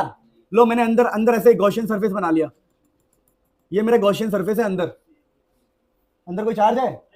तो हम बोलेंगे चार्ज जीरो होता है अंदर। चार्ज क्या होता है? तो हम बोलेंगे भैया देखो, अगर मैं यहाँ गॉस थ्योरम लगाऊं भी, चलो यहाँ डायग्राम बना रहा हूँ अलग से। डायग्राम क्या बना रहा हूँ, देखो ये है हमारा कैपिटल आर, और हम कहाँ खड़े, सुनो हम खड़े यहाँ पे। हम कहाँ खड़े बताओ? स्मॉल आर पे खड़े। और स्मॉल आर मतलब हम यहाँ खड़े, यहाँ पर हमारा हम बना रहे, ध्यान देंगे प्लीज। तो हम कह रहे भैया देखो गॉसियन सरफेस हमारा ये है। अब अंदर तो कोई चार्ज ही नहीं, अंदर तो कोई, अंदर चार्ज जीरो है, तो इलेक्ट्रिक फील्ड क्या हो जाएगा? तो पहला हमारा खत्म हो गया। अब हम निकालेंगे, मतलब अंदर इलेक्ट्रिक फील्ड क्या होता है? जीरो। यानी कंडक्टिंग शेल के अंदर इलेक्ट्रिक फील्ड जीरो हो जाता है। जीरो हो जाता है क्यों? अंदर चार्ज नहीं है। और एक छोटी सी बात आपको यहीं सिखा दूं, जैसे मान लो एक कार है, ये चैप्टर 2 में अच्छे से पढ़ोगे आप। एक कार है और इसमें 2 3 4 10 लोग बैठ के घूम रहे, एकदम एंजॉय कर रहे हैं, और बाहर एकदम से बारिश हुई, बिजली गिरी। क्या गिरी? बिजली। देखिए बिजली का मतलब पता है क्या होता है? Electric field. क्या होता है? बिजली मतलब इलेक्ट्रिक फील्ड। तो वो बिजली ना अंदर बैठे लोगों की जान नहीं लेगी, क्योंकि कंडक्टर के अंदर इलेक्ट्रिक फील्ड क्या हो जाता है? जीरो। कंडक्टर के अंदर नेट इलेक्ट्रिक फील्ड जीरो हो जाता है। और इस फिनोमेना को आप जानोगे बाद में चैप्टर 2 में। इसको बोलते हैं इलेक्ट्रोस्टैटिक शिल्डिंग। क्या बोलते हैं? Electrostatic shielding. शिल्डिंग का मतलब क्या होगा? कवच। शिल्डिंग मतलब कवच। तो इलेक्ट्रिक फील्ड से बचाव हो गया, अंदर इलेक्ट्रिक फील्ड क्या हो गया? जीरो। ये चैप्टर 2 में पढ़ोगे, मैंने हल्का सा बताया आपको कि कार के अंदर बिजली नहीं जाती है क्योंकि इलेक्ट्रिक फील्ड अंदर जीरो हो जाता है। तो यहां पर क्या देखो, हम कह रहे हैं भैया एक कंडक्टिंग शेल है, कंडक्टर है, कंडक्टर के अंदर हमारा इलेक्ट्रिक फील्ड क्या है? जीरो। क्यों जीरो? क्योंकि अंदर कोई चार्ज होता ही नहीं, जहां चार्ज नहीं वहां इलेक्ट्रिक फील्ड नहीं। अच्छा, ये तो मैं चैप्टर 2 का हल्का सा आपको बताया है। अब देखिए यहाँ पे क्या लिखा है? सरफेस। क्या लिखा है? अब सरफेस पे हमें इलेक्ट्रिक फील्ड निकालना है, तो हम कहेंगे भैया देखो हम निकाल रहे हैं सरफेस पे, मतलब हमारा आर के बराबर है। और हम कहेंगे दोस्तों कि अगर ये मेरा, चुप हो जाओ, अगर ये मेरा स्फेरिकल सेल है और इसका ये रेडियस है, तो मैं पता कहां पे काम कर रहा हूं? मैं इसी के ऊपर ही काम कर रहा हूं। देख रहा आपको डॉट बना रहा, डॉट। मैं सरफेस पे आ गया हूं। किस पे आ गया हूं? सरफेस पे आ गया हूं। मान लेते हैं कि जो पूरा चार्ज है वो क्यू है। पूरा चार्ज कुछ ना कुछ तो होगा, चार्ज को मान लिया हमने क्यू। अब हम लगाएंगे गॉस थ्योरम। तो हम गॉस थ्योरम यूज कर रहे हैं, तो हम बोलेंगे इंटीग्रेशन ई, प्यारे बच्चों, डॉट डी ए क्या होता है बताओ? Charge upon epsilon naught. अब मुझे बताओ, अगर ये प्लस है तो इलेक्ट्रिक फील्ड बाहर होगा, होगा नहीं होगा? और एरिया वेक्टर भी किस तरफ होगा? एरिया वेक्टर वो भी तो बाहर ही होगा। तो हमारे गॉसियन सरफेस इसके ऊपर ही है, यही हमारा गॉसियन सरफेस है। हम सरफेस के ऊपर आ चुके हैं ना, तो हम बोलेंगे भैया देखो डी ए वेक्टर और इलेक्ट्रिक फील्ड वेक्टर सब बाहर की तरफ ही है। तो हम बोलेंगे भैया देखो इलेक्ट्रिक फील्ड तो ई बन जाएगा, एरिया हमारा क्या बन जाएगा? 4 पाई आर स्क्वायर। और डॉट का मतलब क्या होता है? Cos theta, cos 0 degree, cos 0 1 होता है। तो ये आ गया चार्ज अपन में एप्सिलॉन नॉट। तो यहां से इलेक्ट्रिक फील्ड का क्या फॉर्मूला आएगा मेरे प्यारे बच्चों? चार्ज और ये 4 पाई सरफेस एरिया होता है ये, तो ये 4 पाई आर स्क्वायर एप्सिलॉन नॉट। अब यहां पर अगर आप ठीक से देखो तो यहां पर ये चार्ज है और ये 4 पाई आर स्क्वायर है ना, 4 पाई आर स्क्वायर। इसको मैं ऐसे भी लिख सकता हूं 4 pi capital R square epsilon not. Capital R क्यों लिखा? क्योंकि स्मॉल आर कैपिटल क्या है आपस में बराबर। तो अंदर इलेक्ट्रिक फील्ड का ये फॉर्मूला होता है। लेकिन एक खास बात ध्यान रखना, तो अंदर बोला सरफेस पे, एक खास बात क्या ध्यान रखना है आपको, ध्यान देंगे सारे बच्चे, कि यहां पर प्लीज, यहां पर चार्ज की वैल्यू हमेशा सेम रहेगी, क्योंकि भाई हमने दे दिया चार्ज। 4 पाई कांस्टेंट होता है, रेडियस भी कांस्टेंट है, सरफेस का रेडियस है ना वो, और एप्सिलॉन नॉट भी क्या होता है? तो ये सारी वैल्यू कांस्टेंट रहती है, कांस्टेंट। तो इलेक्ट्रिक फील्ड अंदर क्या सरफेस पे क्या होता है? तो इलेक्ट्रिक फील्ड सरफेस पे कांस्टेंट रहता है। अच्छा सर, अब एक लास्ट रह गया, कौन सा रह गया? Third, outside. तो सर आउटसाइड में क्या कह रहे थे आप? हमें आउटसाइड इलेक्ट्रिक फील्ड निकालना है, हमें 3 जगह पे इलेक्ट्रिक फील्ड निकालना है। अब कैसे निकालेंगे? तो आउटसाइड के लिए सेम डायग्राम बना देंगे, बोलेंगे भैया ये हमारा डायग्राम है, ये प्लस प्लस प्लस, ये plus plus plus plus plus plus plus plus, और इस बार हम बाहर है। बाहर मतलब हमारा गॉसियन सरफेस कहाँ होगा? बाहर होगा। और ये वाला डिस्टेंस कितना है? Small R. और ये डिस्टेंस कितना है? Capital R. तो हम कहेंगे भैया आप गॉस थ्योरम हम लगा रहे हैं। अब मुझे बताओ, अगर मैं इलेक्ट्रिक फील्ड की बात करूं तो बाहर होगा क्या? प्लस से बाहर होगा। और एरिया वेक्टर की बात करूं तो भी क्या होगा? वो भी तो बाहर ही होगा, एरिया वेक्टर आउटवर्ड नॉर्मल। तो यहां पर मैं क्या कह रहा हूं कि इलेक्ट्रिक फील्ड और एरिया वेक्टर दोनों ही बाहर है, तो दोबारा इनके बीच में एंगल कितना होगा? 0 डिग्री। तो अब गॉस थ्योरम अप्लाई करो यहाँ पे। गॉस थ्योरम कहता है integration E dot D A is equal to charge upon में एप्सिलॉन नॉट। अब मेरे प्यारे बच्चों ये इलेक्ट्रिक फील्ड बन जाएगा, एरिया हो जाएगा 4 पाई आर स्क्वायर, चार्ज की जगह पर चार्ज रहेगा, ये एप्सिलॉन नॉट। अब यहाँ पर इलेक्ट्रिक फील्ड की जगह ई रख दो, चार्ज अपॉन में क्या हो जाएगा बताओ प्यारे बच्चों? 4 पाई आर स्क्वायर एप्सिलॉन नॉट। ये इलेक्ट्रिक फील्ड का फॉर्मूला आ गया। सेम नहीं बेटा, अलग है। उसमें है रेडियस ऑफ स्फीयर, इसमें रेडियस ऑफ स्फीयर है ना, और इसमें रेडियस क्या है? अलग है। इसमें डिस्टेंस क्या है? बाहर का। हम आउटसाइड है, हम कहां पर हैं? तो हमारे पास 3 फॉर्मूले आए, उनको हम थोड़ा यूटिलाइज करते हैं और यहाँ पर एक ग्राफ बनाते हैं। आप लोग ये सारी बातें लिखते रहेंगे। ग्राफ क्या बनेगा? देखो ग्राफ ये बनकर निकला कि इनसाइड इलेक्ट्रिक फील्ड 0 होता है, सरफेस पे इलेक्ट्रिक फील्ड होता है क्यू बाई 4 पाई रेडियस का स्क्वायर अपॉन एप्सिलॉन नॉट, जो कि होता है कांस्टेंट वैल्यू, है ना? कांस्टेंट होता है, मतलब कांस्टेंट मतलब इनकी वैल्यूज चेंज नहीं होती कभी। और थर्ड हमारा क्या आया? Q by 4 pi small R square epsilon naught. अब इसका ग्राफ बनाएंगे तो पता है ग्राफ कैसा बनता है? ग्राफ ऐसा बनता है, अगर हम इलेक्ट्रिक फील्ड और डिस्टेंस के बीच का ग्राफ बनाए प्यारे बच्चों, तो हमारा ग्राफ पता कैसा बनता है कि इलेक्ट्रिक फील्ड की वैल्यू अंदर 0 है, तो 0 तक चलता रहता है। अंदर 0 है, फिर सरफेस पे एकदम से वैल्यू आएगी, तो सरफेस पे एकदम से वैल्यू आ गई। अब उसके बाद इलेक्ट्रिक फील्ड जो है वो डिस्टेंस के इनवर्सली प्रोपोर्शनल हो गया। जैसे जैसे हम बाहर जाएंगे इलेक्ट्रिक फील्ड घटेगा, तो इलेक्ट्रिक फील्ड ऐसे घटना स्टार्ट होगा। अब इस ग्राफ में कहाँ ये वाली जो लाइनिंग चल रही है ना, ये वाली लाइनिंग, ये जो लाइनिंग है इसको थोड़ा अलग कलर से दिखाए तो ये लाइनिंग है इनसाइड की, 0 है ना बिल्कुल, तो ये वाला जो पॉइंट है ये इनसाइड का पॉइंट है और इस सरफेस पे वैल्यू आई एकदम से, तो ये सरफेस का पॉइंट है और ये पॉइंट कब का है, आउटसाइड का। तो ये वाला पॉइंट आपका सरफेस का है, ये वाला पॉइंट है r इक्वल टू r का, और ये वाला पॉइंट है r जब रेडियस से बड़ा हो जाएगा, और ये वाला पॉइंट कब का है, जब r छोटा है r से, मतलब इनसाइड बराबर आउटसाइड। तो ये पूरा टॉपिक था, इसको आप नोट कर लो, बहुत इजी टॉपिक था, बहुत टफ था बिल्कुल भी नहीं था। बार बार क्या लगाना था बताओ, गॉस थ्योरम। तो बहुत इजी टॉपिक था, चैप्टर इस प्रकार से खत्म होता है। कुछ टॉपिक रह गया तो आप मुझे देख के बताओ, अगर कुछ चीज रह गई है जो हमने नहीं की है, पर ये इंपॉर्टेंट टॉपिक्स होते हैं। तो चैप्टर में एक छोटा सा टॉपिक है जो सिलेबस में नहीं है पर मैं करवा रहा हूं, देखो, dipole in non uniform electric field, कि अगर हम एक डाइपोल को नॉन यूनिफॉर्म इलेक्ट्रिक फील्ड में डाल देंगे तो क्या होगा। देखिए हमारे पास मान लीजिए एक माइनस क्यू चार्ज है और हमारे पास एक प्लस क्यू चार्ज है, इसको हम डाइपोल कहते हैं। पर इस डाइपोल को इस बार हम डालेंगे इलेक्ट्रिक फील्ड में डालेंगे, पर नॉन यूनिफॉर्म होगा। क्या होगा, नॉन यूनिफॉर्म। तो देखिए ये हमारा इलेक्ट्रिक फील्ड है, लेकिन इस बार इलेक्ट्रिक फील्ड की वैल्यू सेम नहीं है, इलेक्ट्रिक फील्ड की वैल्यू अलग है। ये जो इलेक्ट्रिक फील्ड है वो हर जगह सेम नहीं है, मतलब इलेक्ट्रिक फील्ड नॉन यूनिफॉर्म है। नॉन यूनिफॉर्म मतलब एक जैसा नहीं है, अलग अलग है, अलग अलग।